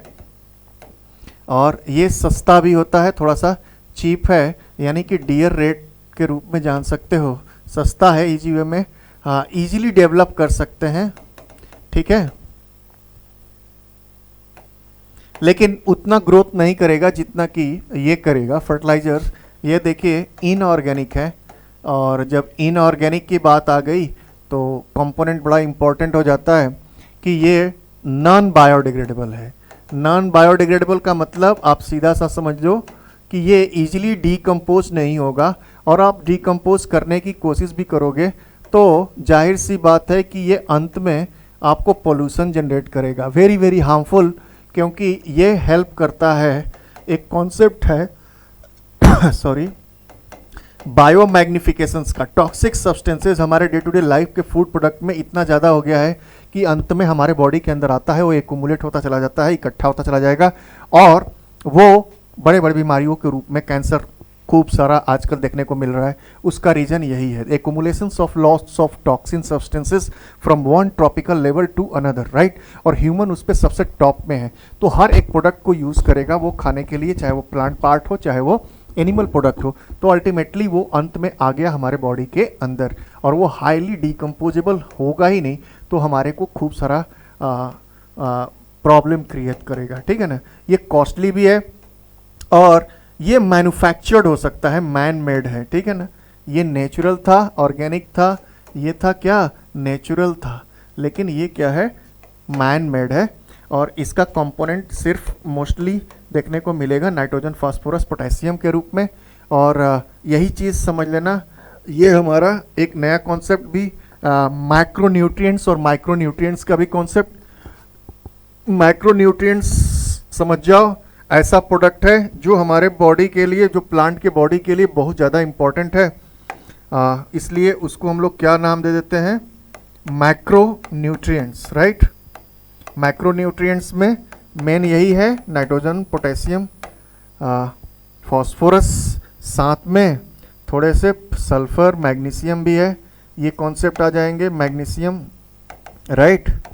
और उसी में माइक्रो ऐसे प्रोडक्ट होंगे, माइक्रोन्यूट्रिएंट्स, जो कि हमारे बॉडी के लिए, प्लांट के बॉडी के लिए कम है, जैसे आयरन है हमारा, निकल है, आर्सेनिक है, इस तरह की सल्फर है, ठीक है, ये सारी प्रोडक्ट्स।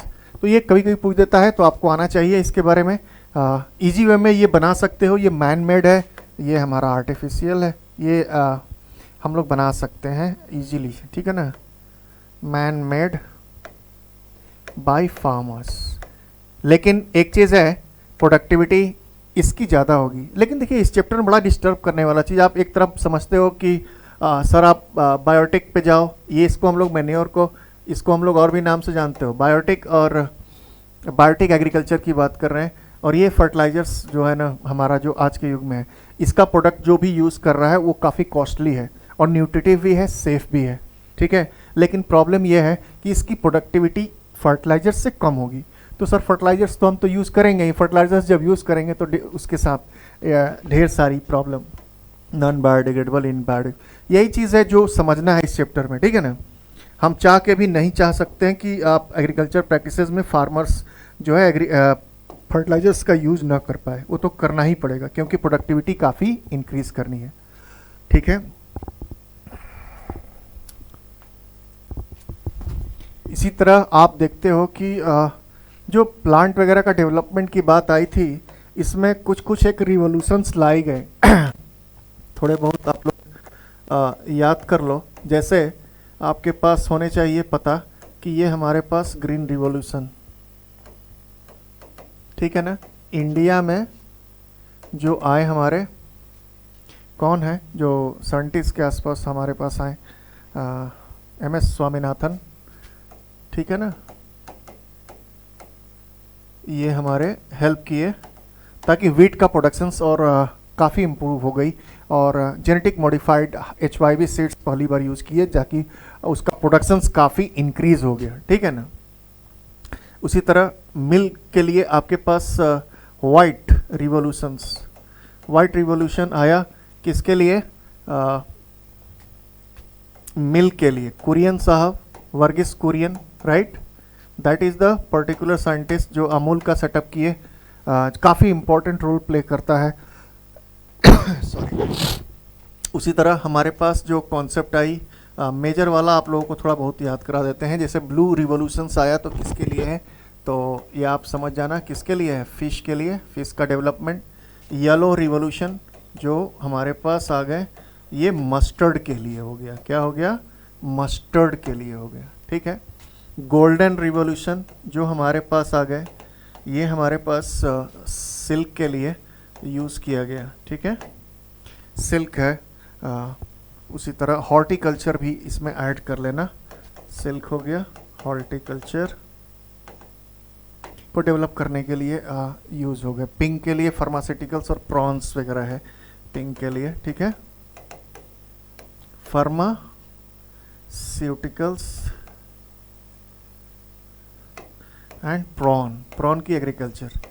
प्रॉन मतलब जो झींगे होते हैं जो डे टू डे लाइफ में अभी यूज़ करेंगे। देखिए बहुत सारी चीज़ें हैं जो आप लोगों को कम से कम मैच द कॉलम वाला कवर एरिया कर लेंगे, ठीक है ना। तो आप लोग देखिए इसको, ऑयल सीड्स के रूप में हमने बता ही दिया, वाइट रिवॉल्यूशन, GH बोरलॉग जो थे। अगर ये देखिए इंडिया का पूछेगा तो आप लोग मारना इसको MS स्वामीनाथन, और वर्ल्ड का पूछेगा तो बोलना Borlaug, father of the green revolution कहे जाते हैं, ठीक है। चलो आगे बढ़ते हैं।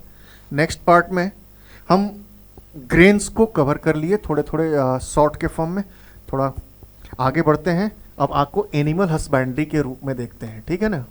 एनिमल हस्बेंड्री का मतलब हो गया कि हम ऐसे एनिमल्स को ग्रो कराएं एज अ डोमेस्टिक जो हमारे फूड प्रोडक्शंस में हेल्प करें, ठीक है ना। तो यहाँ पे जो मेजर जो हमारे पास जो एनिमल्स जो आपको पढ़ने हैं, मेजर आप देखोगे तो दो तरीके का आप देखोगे, एक काऊ और दूसरा हमारे पास बुफैलो की प्रोडक्शंस की बात की जाएगी, जिसमें टारगेट देखिए हर एक पर्टिकुलर प्रैक्टिसेस के लिए टारगेट फिक्स है। अगर टारगेट समझ लेते हैं इम्प्रूवमेंट इन फूड रिसोर्सेज में, तो टारगेट हमारा दो ही चीज़ रहेगा, एक हमारा मिल्क का होगा और दूसरा हमारा मीट के फॉर्म में होगा। साथ में जो रेसिडुअल पार्ट होगा वो स्किन को भी यूज करेगा, ठीक है। लेकिन ये दोनों काफ़ी इंपॉर्टेंट पार्ट को कवर करेंगे, काऊ और बुफैलो को, ठीक है। तो अब समझना है कि हम इसको कैसे करेंगे, बहुत ही शॉर्ट में समझने की कोशिश करते हैं। देखिए हमारे पास दो तरीके का कोई भी चीज़ देखने को मिलेगा, एक इंडिजिनस होगा और एक होगा एक्सोटिक या हाइब्रिड, ठीक है ना। इंडिजिनस मतलब जो देसी है, आम भाषा में समझिए कि ये किसकी बात कर रहा हूं मैं, देसी गाय की बात कर रहा हूं, ठीक है ना। और एक्सोटिक जो होगा ये फॉरेनर है, हाइब्रिड है, यानी कि ये प्योर ना होकर के कुछ ऐसा हमने काम कर दिया जिससे ये हाइब्रिड हो गया। क्या काम कर दिया, अच्छी ब्रीड को सेम वाले को क्रॉस कराया, ठीक है। तो देखिए दोनों को समझने के लिए हमें टारगेट हमको पता है कि हमें मिल्क के प्रोडक्शंस को बढ़ाना है, मीट के प्रोडक्शंस को बढ़ाना है। क्यों, क्योंकि मुझे अगर इस प्रोडक्शंस को हमने इंक्रीज नहीं किया तो इंप्रूवमेंट इन फूड रिसोर्सेज में हम इस प्रैक्टिसेस को क्यों समझेंगे, ठीक है ना। तो इंडिजिनियस में देखिए कुछ चीजें तो बहुत इंपॉर्टेंट है। इसमें देखिए क्या होगा कि ये लेस मिल्क प्रोडक्ट करेंगे, मोस्टली 3 से 4 किलो मोस्टली मैक्सिमम, ठीक है ना। लेकिन एक चीज और भी है कि ये अच्छी चीजें भी हैं, जैसे लेस मिल्क प्रोडक्शन हमारे पास अगर है तो हमारी अच्छी चीज है कि इसके अंदर क्या है, सर्वाइवल का नेचर काफी बड़ा है, बहुत अच्छा सर्वाइव करते हैं। साथ में फैट क्वालिटी क्या होगी, काफी अच्छी होगी, घी या फैट प्रोडक्ट्स काफी अच्छे निकल के आएंगे, न्यूट्रिशंस के लिए रिच सोर्स के रूप में यूटिलाइज करेंगे। इसी के अपोजिट में आप देखोगे तो मिल्क का प्रोडक्शंस तो ये इन्हांस कर देगा, प्रोडक्टिविटी बढ़ा देगा बहुत ज्यादा। सर्वाइवल क्या होंगे, लेस होंगे। देखिए हाइब्रिड होते हैं तो इन्वायरमेंट कंडीशंस हमारी अलग अलग जगह पे अलग अलग की है, और ज्योग्राफिकल कंडीशंस इंडिया की इतनी वेरिएशंस होने के कारण आप हर एक चीज का हाइब्रिड नहीं बना सकते। लेकिन फिर भी उसका भी एक तरीका है, उसको हम लोग कोशिश करेंगे कि सर्वाइवल करने के लिए बहुत सारी फॉरेन की भी हमारी ब्रीड्स करने के कॉन्सेप्ट को आया, ठीक है ना। इसमें फैट थोड़ा सा क्या होगा, लेस होगा, ठीक है ना। तो देखिए अब हम कैसे करें, जैसे एक एक करके हम लोग ले लेते हैं। जैसे मिल्क का कॉन्सेप्ट हमारे पास है, मिल्क में जैसे हमारे पास काऊ को ही ले लेते हैं। तो काऊ की जो ब्रीड है, जो अच्छी इंडियन ब्रीड है, पहले उसे समझिए। इंडियन गुड ब्रीड्स को हम क्या करेंगे, क्योंकि इनका यहाँ का इन्वायरमेंट के अनुसार अच्छी ब्रीड्स का अगर हमने कुछ कर दिया तो दो तरीके की हमारी डेवलप हो जाएंगी, हमारा प्रोडक्शंस इंक्रीज हो जाएगा और मीट प्रोडक्ट भी काफ़ी अच्छे हो जाएंगे। जैसे एक अच्छी जगह पे हमारी जो अच्छी ब्रीड है, ये गिर काऊ के रूप में जाने जाते हैं, ठीक है ना। गुजरात आपको इसका मेन सोर्स मिलेगा, गुजरात वाले एरिया में आपको देखने को मिलेगा, पंजाब हरियाणा में भी देखने को मिलेगा, ठीक है ना, पंजाब हरियाणा, ठीक। अब गिर एक प्रजाति हो गई, उसी तरह हमारे पास साहीवाल है, 2-3 कम से कम देख लीजिए, साहीवाल। और दूसरा थर्ड पार्ट हो गया हमारा रेड सिंधी, जो है हमारी जो काऊ की ब्रीड है, ये वही महाराष्ट्र वगैरह के एरिया में आपको देखने को मिलेगा, यूपी का पोर्शंस कुछ, और साथ में गुजरात वाला एरिया में होंगे। ये रेड सिंधी राजस्थान वाले एरिया में सबसे ज़्यादा देखने को मिलेंगी। ये क्या है, ये सब हमारे अच्छी ब्रीड के रूप में जानी जा रही हैं। तो गुड ब्रीड है हमारी, और इनकी प्रोडक्टिविटी में मिल्क का प्रोडक्शंस काफ़ी अच्छा है। तो अब हमें समझना है कि हम कैसे अपनी जो इंडिजिनस काऊ है इनको हम थोड़ा डेवलप कर सकें। तो इसका एक ही उपाय था हमारे पास कि हम क्या करें, इनके ब्रीड को चेंज करें, चेंज द ब्रीड, यानी कि हम इसको सही कर सकते हैं ब्रीड को चेंज करके। कैसे भाई, हम क्रॉस ब्रीड कराएंगे। क्या कराएंगे? By cross breeding. ठीक है, क्रॉस ब्रीडिंग का कॉन्सेप्ट इसी तरह समझ जाइए आप, इसी से समझ में आ जाएगा। क्रॉस ब्रीडिंग का मतलब क्या है कि हम अपनी जो इंडिजिनस है, इंडिजिनस हमारी जो काऊ या जो भी हमारे पास है, इंडिजिनस जो क्रॉस है, उस इंडिजिनस जो ब्रीड है उसको हम क्रॉस कराएंगे इंडिया के ही अच्छे वाले ब्रीड के साथ, या तो गिर हो या तो साहीवाल हो, जो अच्छी मिल्क प्रोडक्शंस में काम आ रही हैं, या हमारे पास रेड सिंधी है। इसको हम क्या करें कि इससे हम क्रॉस कराएं। ठीक है ना भाई, इतने सारे काऊ को इस जगह पे लेके जाना महाराष्ट्र, उधर पंजाब, हरियाणा मुश्किल काम है। तो इन सारी प्रॉब्लमों का हल आपके पास मिल गया। क्या एक तरीका है जो क्रॉस ब्रीडिंग कराने के लिए जो सबसे इंपॉर्टेंट पार्ट काम करता है, वो है क्रॉस ब्रीडिंग में जो हमारा काम करेगा वो है, कहलाता है टॉपिक हाइब्रिड बनाना, यानी कि इंसेमिनेशन प्रोसेस को डेवलप करना। ये प्रोसेस कहलाती है इंसेमिनेशन। क्या प्रोसेस कहलाती है? इनकी ब्रीडिंग को ही चेंज करेंगे, इंसेमिनेशन प्रोसेस। यानी हमने क्या कर दिया, हमने डेवलप कर लिया कि हमने एक सीमेन बैंक बनाया। क्या बनाया? सीमेन बैंक बनाया, और वेटनरी डॉक्टर के प्रेजेंस में, वेटेरिनरी डॉक्टर के प्रेजेंस में हम इंडिजिनस काऊ को क्रॉस कराएंगे। क्रॉस ब्रीडिंग के रूप में हम इंसेमिनेशन प्रोसेस, क्या होता है इंसेमिनेशन प्रोसेस? इंसेमिनेशन प्रोसेस में हम क्या करेंगे, जो गुड ब्रीड है उसका सीमेन हम क्या करेंगे, स्टोर करेंगे।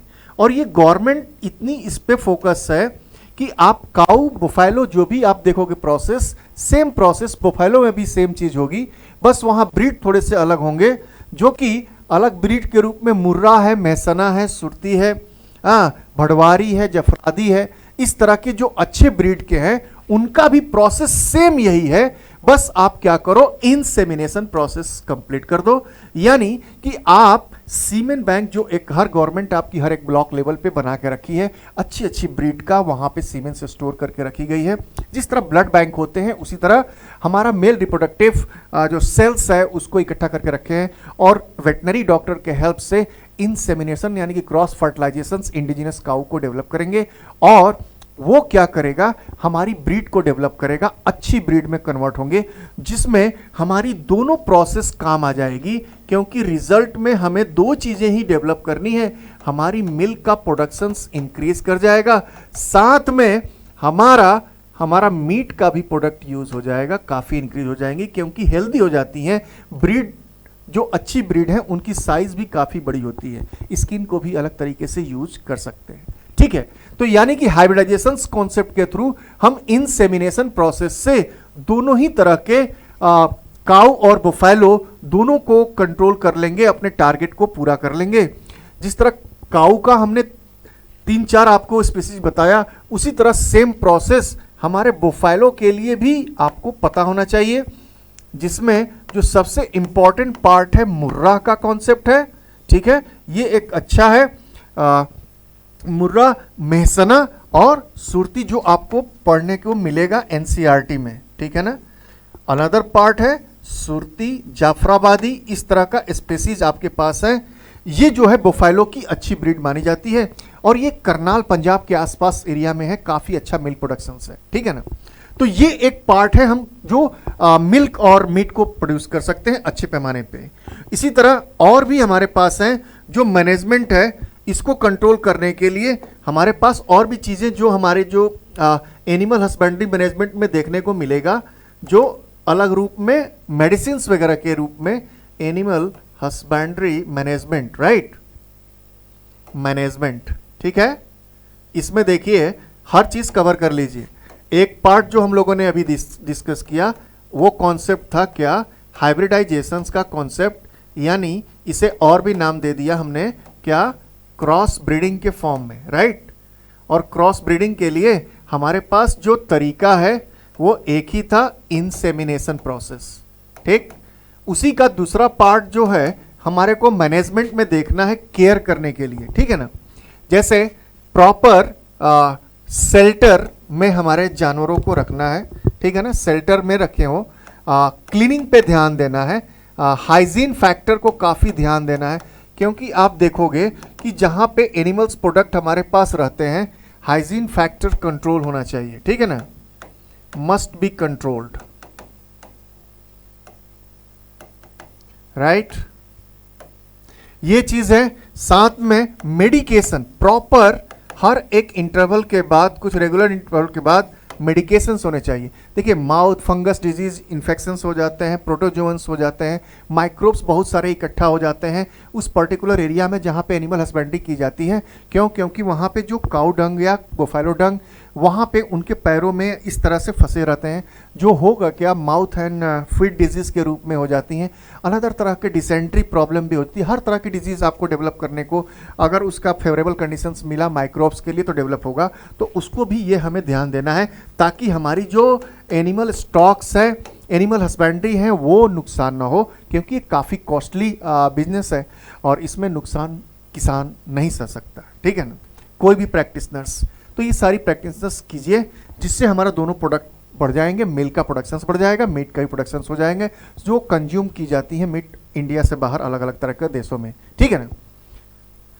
तो ये एक पोर्शंस हो गया कवर। तो अब जरा तीसरा पार्ट जो देखेंगे, इसमें आप देखो अलग पार्ट जो हमारे पास आएगा पोल्ट्री वाला कॉन्सेप्ट, लेकिन कॉन्सेप्ट चेंज नहीं होगा। देखिए आपको एक ही चीज देखने को मिल रहा है, पोल्ट्री का कॉन्सेप्ट आपको देखने को मिल रहा है, ठीक है ना। यानी कि हम लोग प्रोडक्शंस ऑफ एग्स की बात करेंगे, productions of eggs and meat, दो तरीके का हमारे पास वो है, ठीक है ना। तो क्या करें भाई, कैसे करें? अब इंडिया में देखोगे तो जो हमारे पास जो इंडिजिनस वाला है उसमें दो चीजें आपको देखने को मिलेगा, प्रोडक्शंस कम होंगे, एक का प्रोडक्शंस कम होगा, और जो आर्टिफिशियल होगा, जो हाइब्रिड होगा, जो हमने बनाया है क्रॉस ब्रीडिंग का जो फाउल है, उसको हम लोग क्या करते हैं, यानी कि प्रोडक्शंस ऑफ हमारे पास पोल्ट्री फार्म में हमको डिस्कस करना है दो चीजें ना, मीट और पोल्ट्री, राइट। दो चीजें हैं, एग्स को डेवलप करना है और मीट प्रोडक्शंस को, ठीक है। देखिए एग प्रोडक्शंस करने वाले जो हमारे जो फाउल होंगे उसको बोलते हैं लेयर्स, राइट। और जो मीट प्रोडक्शंस जो हमारा जो डेवलप करता है वो होता है क्या, ब्रॉयलर। ब्रॉयलर जल्दी ग्रो करते हैं। देखिए ये क्या करते हैं, ये एक ये आपको 100 तक देख देंगे, ठीक है ना, अपने एक लैक्टेशन पीरियड में, एक ओव्यूलेशन पीरियड में आपको इतने सारे दे सकते हैं। ये ब्रॉयलर क्या होगा, 2 से मैक्सिमम 2 मंथ के अंदर ये मोस्टली 2 to 3 kg के रूप में डेवलप हो जाएगा, ठीक है ना। जैसे हमारे पास इंडिजिनस है, उसकी ग्रो काफ़ी स्लो होगी, तो ऐसे केसेस में हम क्या करते हैं, पोल्ट्री फार्म बनाते हैं। क्या बनाते हैं, पोल्ट्री फार्म डेवलप करते हैं, जहाँ पे हम खूब सारे चिक्स को लेकर के फॉर्म डेवलप करेंगे और जिसमें दोनों टारगेट को हम लोग ध्यान में रखेंगे। तो ऐसे केसेस में हमारे पास जिस तरह इंडिजिनस वगैरह जो हमारे पास है ये काफ़ी अलग है। इंडिजिनस जैसे असील वगैरह जो हमारा कॉन्सेप्ट है, जो leghorns, right, that is a kind of breeds which are going to be present in our society, in our society, जो देसी के रूप में है, उनके अंदर मीट अच्छा प्रोडक्ट होगा, बहुत स्लो ग्रो करेंगे, एक का प्रोडक्शंस कम होगा, लेकिन न्यूट्रिएंट्स अच्छे होंगे, ठीक है ना। लेकिन हमें इसको चाहिए नहीं, हमें तो चाहिए क्या, इसके प्रोडक्शंस को बढ़ाना। तो प्रोडक्शंस को बढ़ाने के लिए हमको क्या करना है, हमें को क्रॉस ब्रीड वाला चाहिए। एक पोल्ट्री फार्म बनाया गया, बाहर एक तरह के पोल्ट्री फार्म बनाए जाते हैं। देखिए ये सबसे पहला रूल तो ये होना चाहिए, आउट ऑफ द सिटी हो। क्या हो, आउट ऑफ द सिटी। क्यों भाई, इसका लॉजिक बहुत ही सिंपल है, आउट ऑफ द सिटी नहीं होगा तो क्या होगा, क्यों, क्योंकि ये पॉल्यूशंस खूब सारा प्रोड्यूस करता है, यानी कि वेस्ट मटेरियल काफ़ी हाई मात्रा में, इस वजह से ये सिटी से बाहर डेवलप की जाती हैं। एक ओपन एरिया है जहाँ पे एक जालीदार के रूप में बड़े पैरा जगह पे साइडों से प्रॉपर हो, और वो जालीदार के रूप में एक लेयर वाइज आपको डेवलप करने को देखने को मिलेगा। विदेशों में ये और अच्छे पैमाने पे हो गए, अब उसको एक बंद कॉन्सेप्ट में नहीं लेके गया, वो फ्रीली रूप में डेवलप कर रहे हैं, कहीं पे भी अंडे दे रहे हैं, उसको कोई फ़र्क नहीं पड़ रहा, वहाँ से वो पीक आउट कर रहे हैं, वो अच्छा ज़्यादा है। धीरे धीरे शायद हम लोग भी उस लेवल तक आ जाएंगे। तो देखिए पोल्ट्री फार्म में होना क्या है, पोल्ट्री फार्म में हम क्या करेंगे, अच्छे लेयर्स वाली जो आपकी जो है एक के लिए डेवलप करेंगे, और दूसरा एक को डेवलप करने के लिए हमारे पास सेम चीज़ें हैं, खाने का अच्छा व्यवस्था हो, न्यूट्रिएंट्स रिच, उसको न्यूट्रिएंट्स अच्छा प्रोवाइड करिए, ठीक है। न्यूट्रिएंट्स काफ़ी इम्पॉर्टेंट है, उसको मिलना चाहिए टाइम पे। उसका रख रखाव, देखिए बहुत ज़्यादा ये इन्फेक्शंस होते हैं, इसलिए क्या है, मेडिकेशंस प्रॉपर तरीके से होना बहुत important. Medications on regular basis, खूब सारे रेगुलर इंटरवल पे हमको क्या करना है, एक मेडिकेशंस देखते रहना है, क्योंकि एक बार अगर ये फ्लू के अंदर कोई भी बीमारी डेवलप हुई तो बहुत तेज़ तरीके से डेवलप हो जाती है पूरी की पूरी कम्युनिटी में, पूरे के पूरे उस फार्मिंग में, और नुकसान होता है हमारे प्रैक्टिशनर्स को, ठीक है ना। तो यहाँ पे देखना है, और हाइजीन का काफ़ी ध्यान रखना है, ठीक है ना। एक प्रॉपर हाइजीनिक इन्वायरमेंट क्रिएट करना है जिससे उनका ग्रोथ काफ़ी तरीके से अच्छे तरीके से हो, ठीक है। तो दो तरीके का लेयर, एक प्रोडक्शंस के लिए, और दूसरा हमारे पास जो ब्रॉयलर हैं ये मीट प्रोडक्शंस के लिए हो। देखिए क्या करते हैं, इनकी ग्रो काफ़ी तेज होती है, जैसे ब्रॉयलर है, कॉकरेल है, ग्रो काफ़ी तेज होती है, तो ब्रॉयलर काफ़ी इंपॉर्टेंट रोल प्ले करता है। क्रॉकरेल, इस तरह के जो हमारे पास जो फाउल्स हैं जो डेवलप किए जाते हैं ताकि इजी वे में मैक्सिमम ताकि मीट प्रोडक्शन हो। देखिए अगर इसको कंज्यूम भी नहीं किया जाएगा तो कुछ दिन बाद ये डेट कर जाते हैं, क्योंकि ये ब्रॉयलर्स की लाइफ ज़्यादा नहीं है। हमारे इंडियन वाली असील वगैरह की काफ़ी अच्छी डेवलपमेंट होती है लेकिन इससे हमारा फूड प्रोडक्शंस का काम जो हम जिस वजह से इसको यूज़ करना चाहते हैं वो हो नहीं पाएगा। तो ऐसे केसेस में हमारे लिए काम का चीज़ नहीं हो पाएगा, ठीक है ना। तो ये एक कॉन्सेप्ट है पोल्ट्री को डेवलप करना, खूब सारा फाउल डेवलप करिए, एक प्रोडक्शन करिए, और आप देखोगे क्योंकि ये एक रिच सोर्स ऑफ प्रोटीन है, एक हमारा प्रोटीन का रिच सोर्स है और सबसे सस्ता भी है। तो ऐसे केसेस में काफ़ी इंपॉर्टेंट करता है, mass of public is going to be utilise in your day to day life. खूब सारा संडे हो या मंडे रोज़ खाओ अंडे, बहुत इंपॉर्टेंट है, ठीक है ना।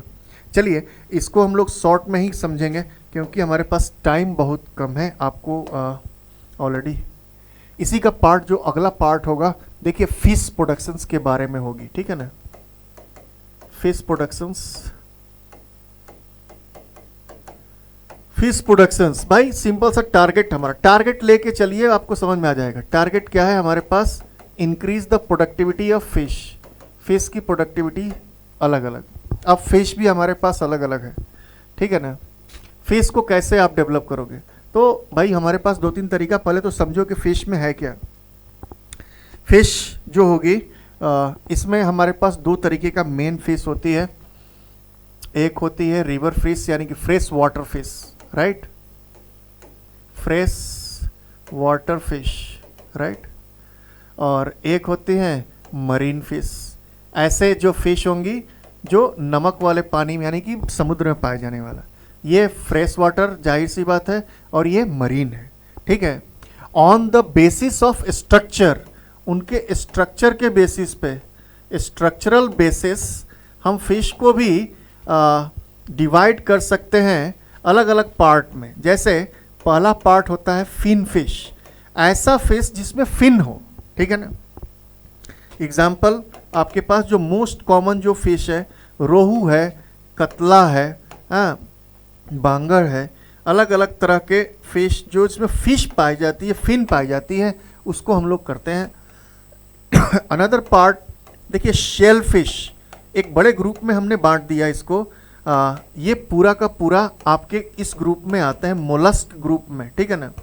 मोलस्क ग्रुप ऐसा फैमिली है जिसके एक्वेटिक होने पे उसके बॉडी के बाहर का लेयर एक पूरी हार्ड स्ट्रक्चर से कवर होता है। जैसे एग्जाम्पल हमारे पास स्नेल्स हैं, प्रॉन्स हैं, राइट, प्रॉन्स,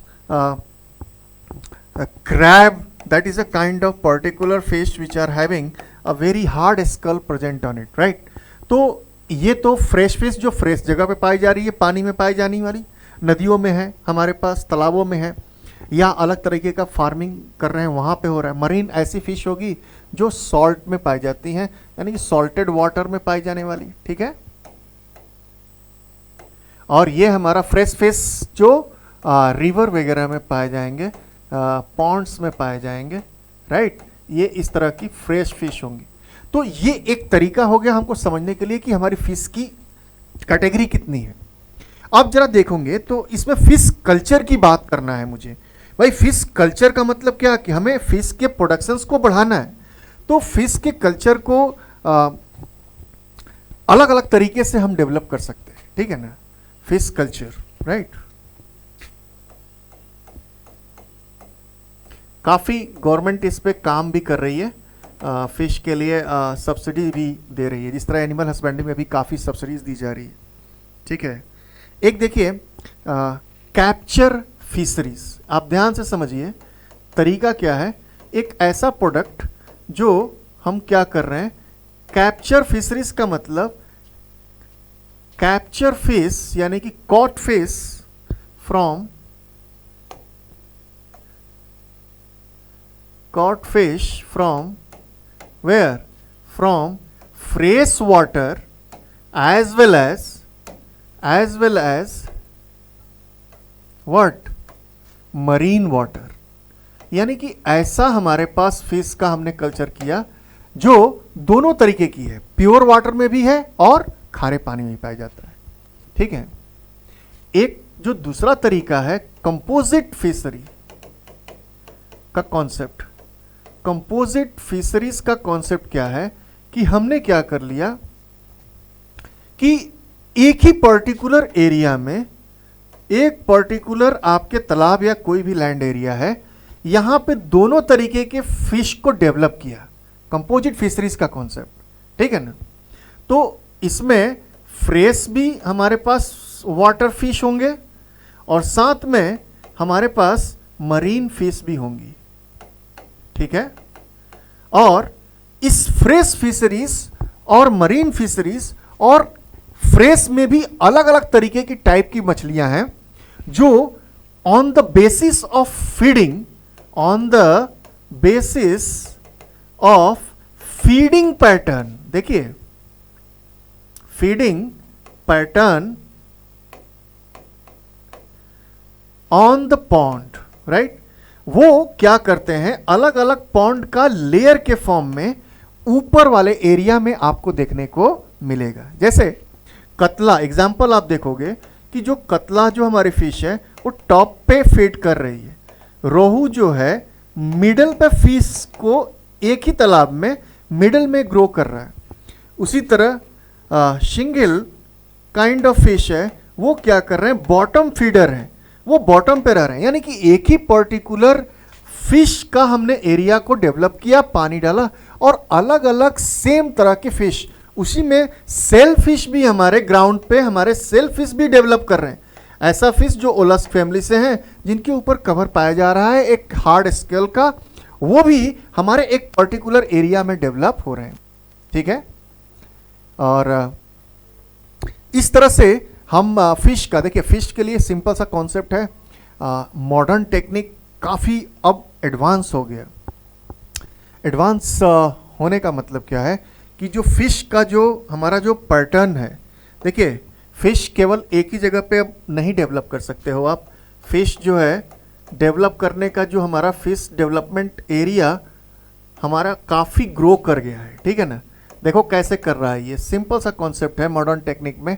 सबसे पहले तो पहले हम खारिफ क्रॉप में भी हम डेवलप कर लेते हैं, खारिफ क्रॉप में भी डेवलप कर लेते हैं। जैसे कुछ एक पर्टिकुलर फिश है वही केवल डेवलप होगा, ठीक है ना, सभी नहीं। खारिफ क्रॉप आप जाओगे इंडिया में तो जहाँ पानी का, जहाँ पे ज़्यादा रिसोर्सेज है, यहाँ पे भी छोटे छोटे फिश, क्योंकि 6 महीने तक पानी रुकती है, तो वहाँ पे इस खारिफ क्रॉप में चूँकि वाटर काफ़ी अच्छा होल्ड करता है, तो होल्ड करने से स्मॉल फिश यहाँ पे सॉरी, स्मॉल फिश डेवलप कर लेते हैं, ठीक है। और ऐसे बाकी आपके एरिया में पॉन्ड हम क्रिएट करते हैं जिसमें कैप्चर या कंपोजिट फिशरी को हम लोग डेवलप करेंगे, ठीक है।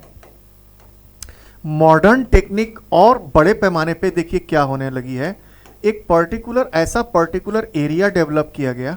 अब जहाँ पे ग्राउंड में हमारे पास वाटर है और यहाँ पे फिश डेवलप हो रही है, ठीक है।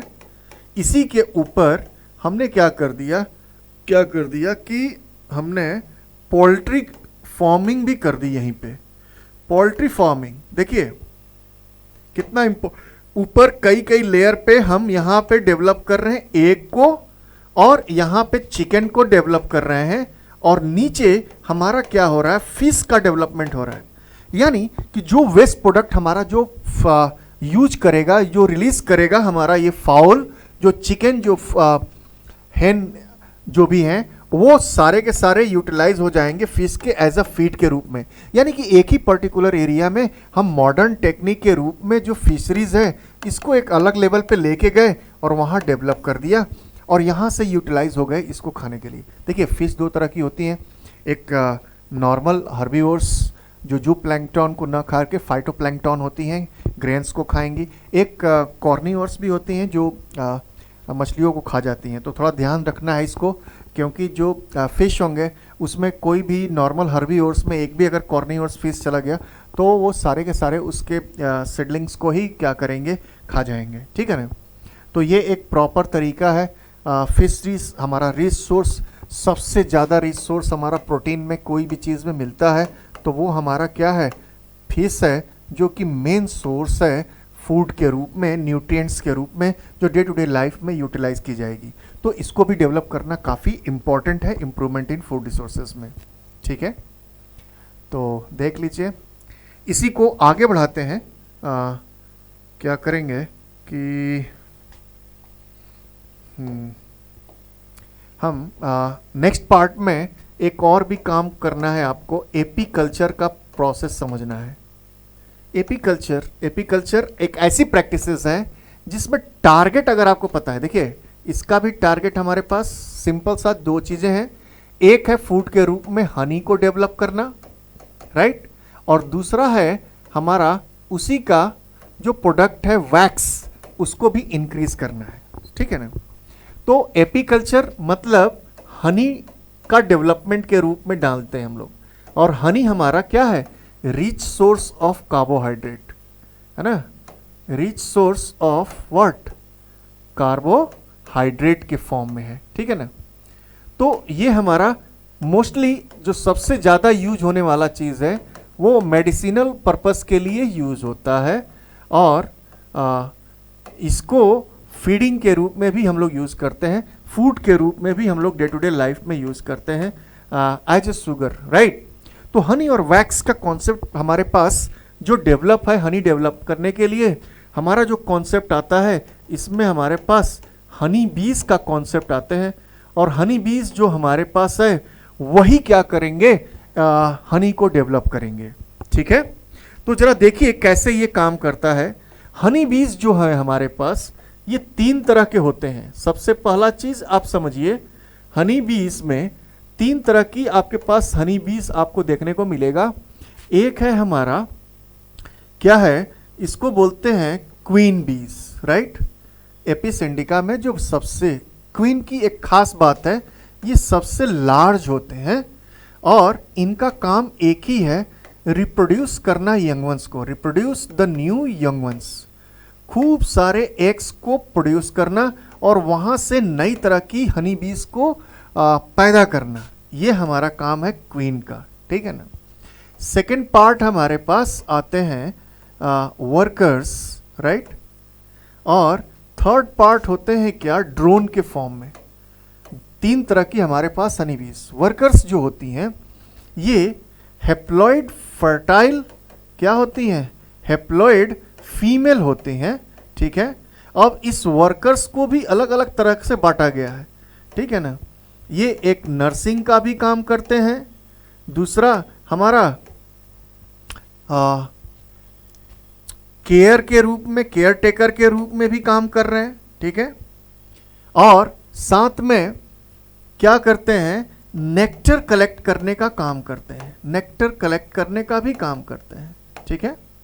इसमें ड्रोन्स जो हमारा है ये प्रिवेंट करता है ताकि कोई दूसरा अंदर इस हाइव में ना आ सके, उसके छत्ते में ना आ सके, क्योंकि हनी एक्चुअली हम लोग यूज कर रहे हैं, लेकिन हनी एक्चुअली हनी बीज अपने यंग वंस के लिए कलेक्ट करते हैं, ठीक है ना। तो ये हमारा प्रिवेंशंस का काम करता है, टेम्परेचर्स को मेंटेन करने के लिए ये हवा देता है, बहुत ही अलग तरीके का टेम्परेचर मेंटेन करने का काम करेगा, ठीक है। क्यों? क्योंकि ये है हमारा ड्रोन, ठीक है ना, केवल फर्टिलिटी के लिए यूज करता है, ठीक है, मेल होते हैं। तो इसका काम है कि क्वीन को प्रॉपर तरीके से बचा के रखना और उनको खूब सारा काम करना। हनी बी का कॉन्सेप्ट जब आप देखते हो तो हनी बी क्या करते हैं कि जो हमारे वर्कर्स हमारे हैं वो क्या करेंगे, फूलों के अगल बगल जितने भी हमारे पास जो पॉलन ग्रेन्स के पास जो नेक्टर होता है उसको वो सक करते हैं, और वो आके अपने को जब इंगल्फ करेंगे बॉडी से तो उनके बॉडी से सलाइवा में केमिकल सब्सटेंसेस, सुक्रोज, अलग तरह का कार्बोहाइड्रेट रिलीज होगा और वो उससे जाके मिक्स होगा, जो रॉयल जेली के फॉर्म में होगा, जिसका नाम देते हैं, वो रॉयल जेली धीरे धीरे फिर हनी के फॉर्म में कन्वर्ट हो जाएगा, ठीक है। और जो एक्सक्रीट प्रोडक्ट होंगे वो एक वैक्स के फॉर्म में होते हैं, जो हनी कॉम्ब में प्रॉपर तरीके से हनी को फिल करने के बाद उसको ढकने का काम करते हैं, ठीक है।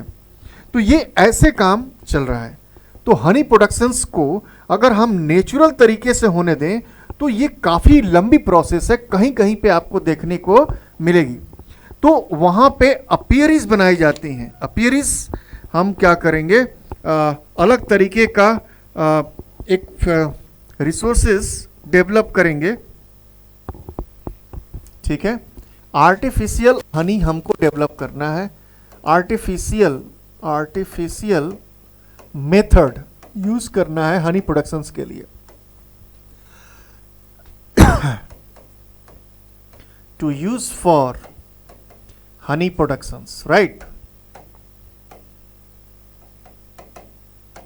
ठीक है।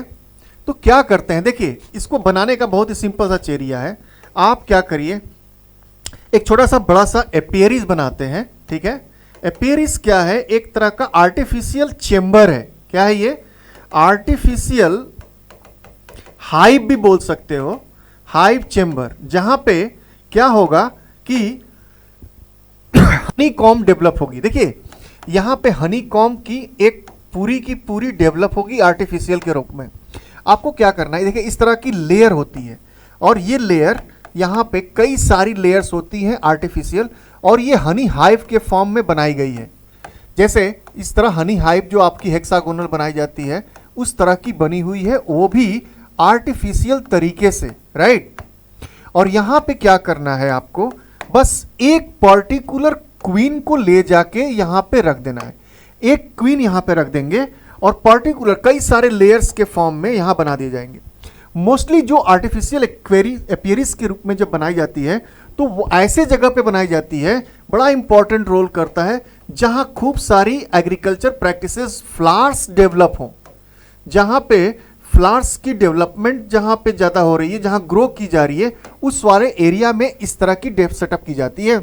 अब होगा क्या कि जो वर्कर्स भी है प्लांट के पास जाएंगे, प्लांट के नेक्टर्स को क्या करेंगे, हमारे पास पॉलन ग्रेन्स को क्या करेंगे, इकट्ठा करेंगे, ठीक है, और यहीं पे ये डेवलप करेंगे प्लांट्स के थ्रू, जो नेक्टर पाई जाती है यहाँ से सक करेंगे और वो सीधे जाके अपने हनी हाइव्स में अपने क्वीन के लिए, यंग वंस को डेवलप करने के लिए वो क्या करेंगे, रॉयल जेली बनाएंगे, और रॉयल जेली बनाने के बाद इस हनी कॉम्ब को प्रॉपर तरीके से कवर कर देंगे ताकि हम वर्स कंडीशंस में, फेवरेबल कंडीशंस ना हो तब भी हमारा जो यंग वंस है, क्योंकि हमारे जो क्वीन है खूब सारे यंग वंस को डेवलप करेगी और ये अब डेवलप करेगी तो उसे खाने के लिए जेली चाहिए, वही रॉयल जेली हनी के रूप में कहे जाते हैं, ठीक है ना।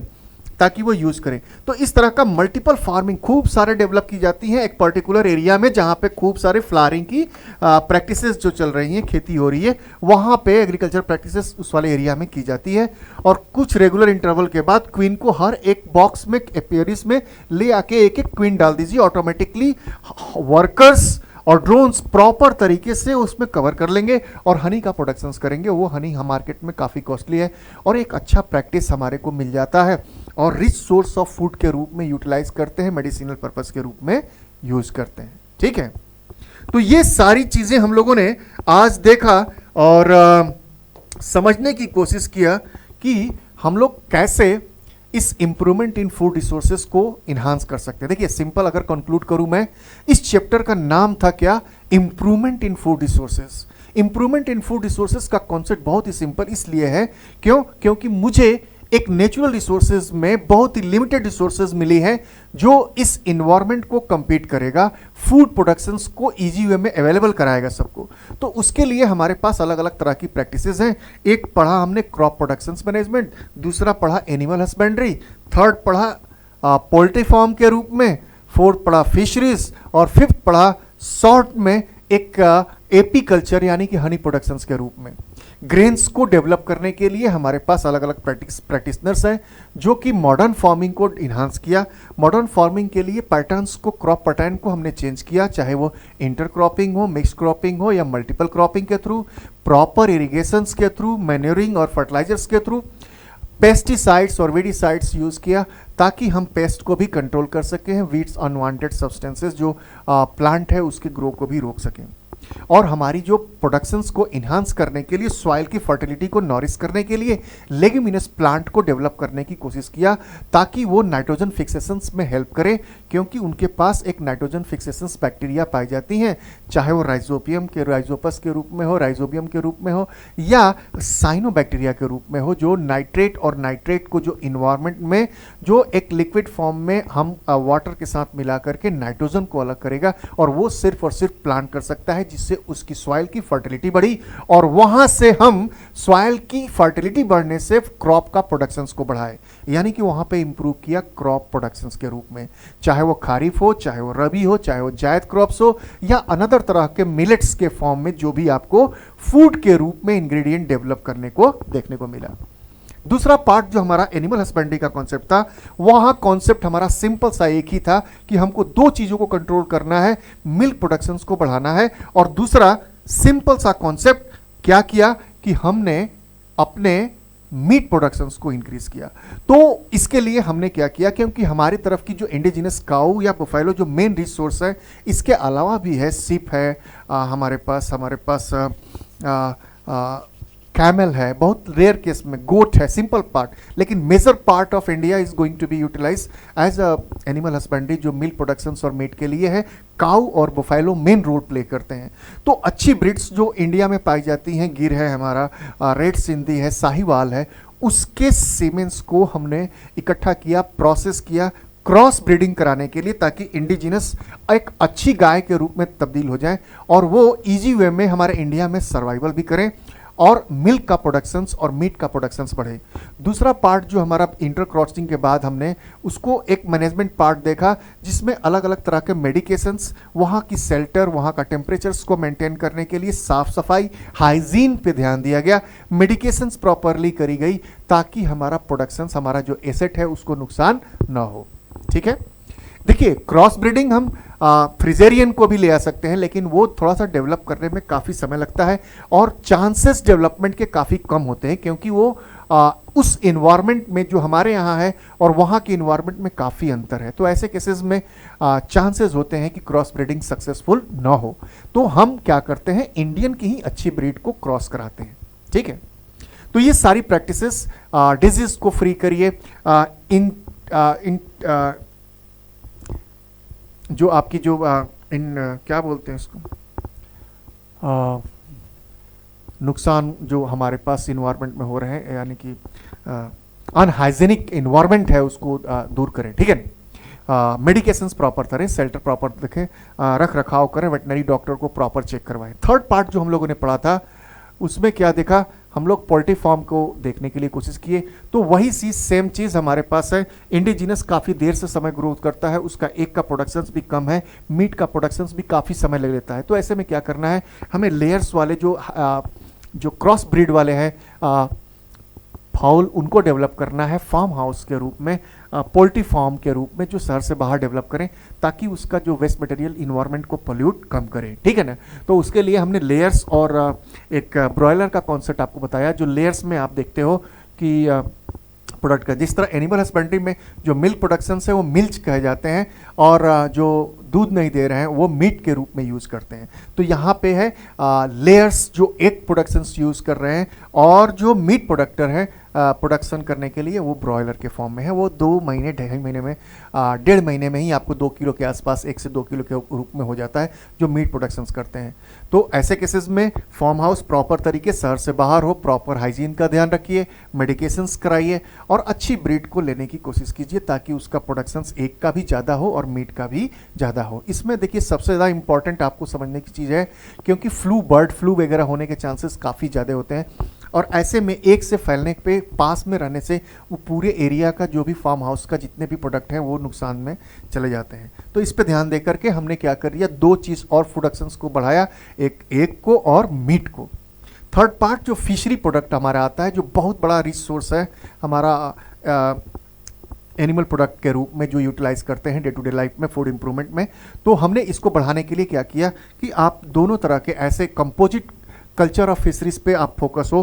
गवर्नमेंट के सब्सिडीज वगैरह का कॉन्सेप्ट भी है यहाँ पे, जहाँ पे गवर्नमेंट आपको देती है खेतों में जहाँ पे उपजाऊ भूमि नहीं है, वहाँ पे आप डिगिंग करो, प्रॉपर पॉन्ड्स बनाइए, और अलग अलग तरह के ढेर सारी प्लेन फिश, जो रिवर फ्रेश फिश है, कुछ मरीन फिश है, शेल फिश है, fin fish, according to the feeding pattern, अलग अलग लेयर पे अलग अलग तरह के फिश हैं, और आप एक ही तरह की जगह पे ढेर सारे फिश को डेवलप कर सकते हो, और meat product as a fish product as a meat के रूप में यूटिलाइज कर सकते हो, resource of protein, right. Another part जो हम लोगों ने देखा कि इसमें हमारा हनी प्रोडक्शंस का भी कॉन्सेप्ट है, जो हनी प्रोडक्शंस जो हनी बी के रूप में जो यूटिलाइज की जाती हैं, और हनी हमारे अलग अलग तरह के डेवलपमेंट बहुत important day to day life में यूज़ करते हैं मेडिसिनल पर्पस के लिए, और डे टू डे सोर्स के लिए रिसोर्स ऑफ कार्बोहाइड्रेट भी है, ठीक है ना। तो क्या करना है, एक्वेरियम बनाना है, और ऐसे पर्टिकुलर एरिया में डेवलप करना है एपियरीज जहाँ पे कि फूलों की खेती जहाँ पे आसपास हो, क्योंकि नेक्टर काफ़ी ज़्यादा इजी वे में आसपास मिलेगा, तो वो मैक्सिमम नंबर ऑफ नेक्टर को क्या करेंगे, मैक्सिमम अमाउंट ऑफ नेक्टर को इंगल्फ करेंगे, और उसे रॉयल जेली में कन्वर्ट करेंगे, और अलग अलग तरह के फॉर्म में हम खूब सारा हनी का प्रोडक्शंस बनाएंगे, और ऐसे में हमारा एग्रीकल्चर प्रैक्टिसेस और रिच होगा, और फूड की रिसोर्सेज भी काफ़ी बढ़ेंगी। So that is a kind of particular topics we have been discussed, all kinds of topic which is relevant in your NCERT as well as on the basis of CBSE, right? So go through बच्चों, एक बार देखिए, समझिए, और पूरी की पूरी chapter को recall करिए क्विक समय में। हालांकि बहुत कम समय में हम लोगों ने कवर किया इसको। चलिए देखते हैं नए तरह का कॉन्सेप्ट लेकर के फिर से हम आते हैं। धन्यवाद, थैंक यू। कॉमेट हब में आपका फिर से स्वागत और अभिनंदन। आप लोग जुड़े रहे इसलिए आपका बहुत बहुत धन्यवाद। Thank you. जय हिंद, जय भारत।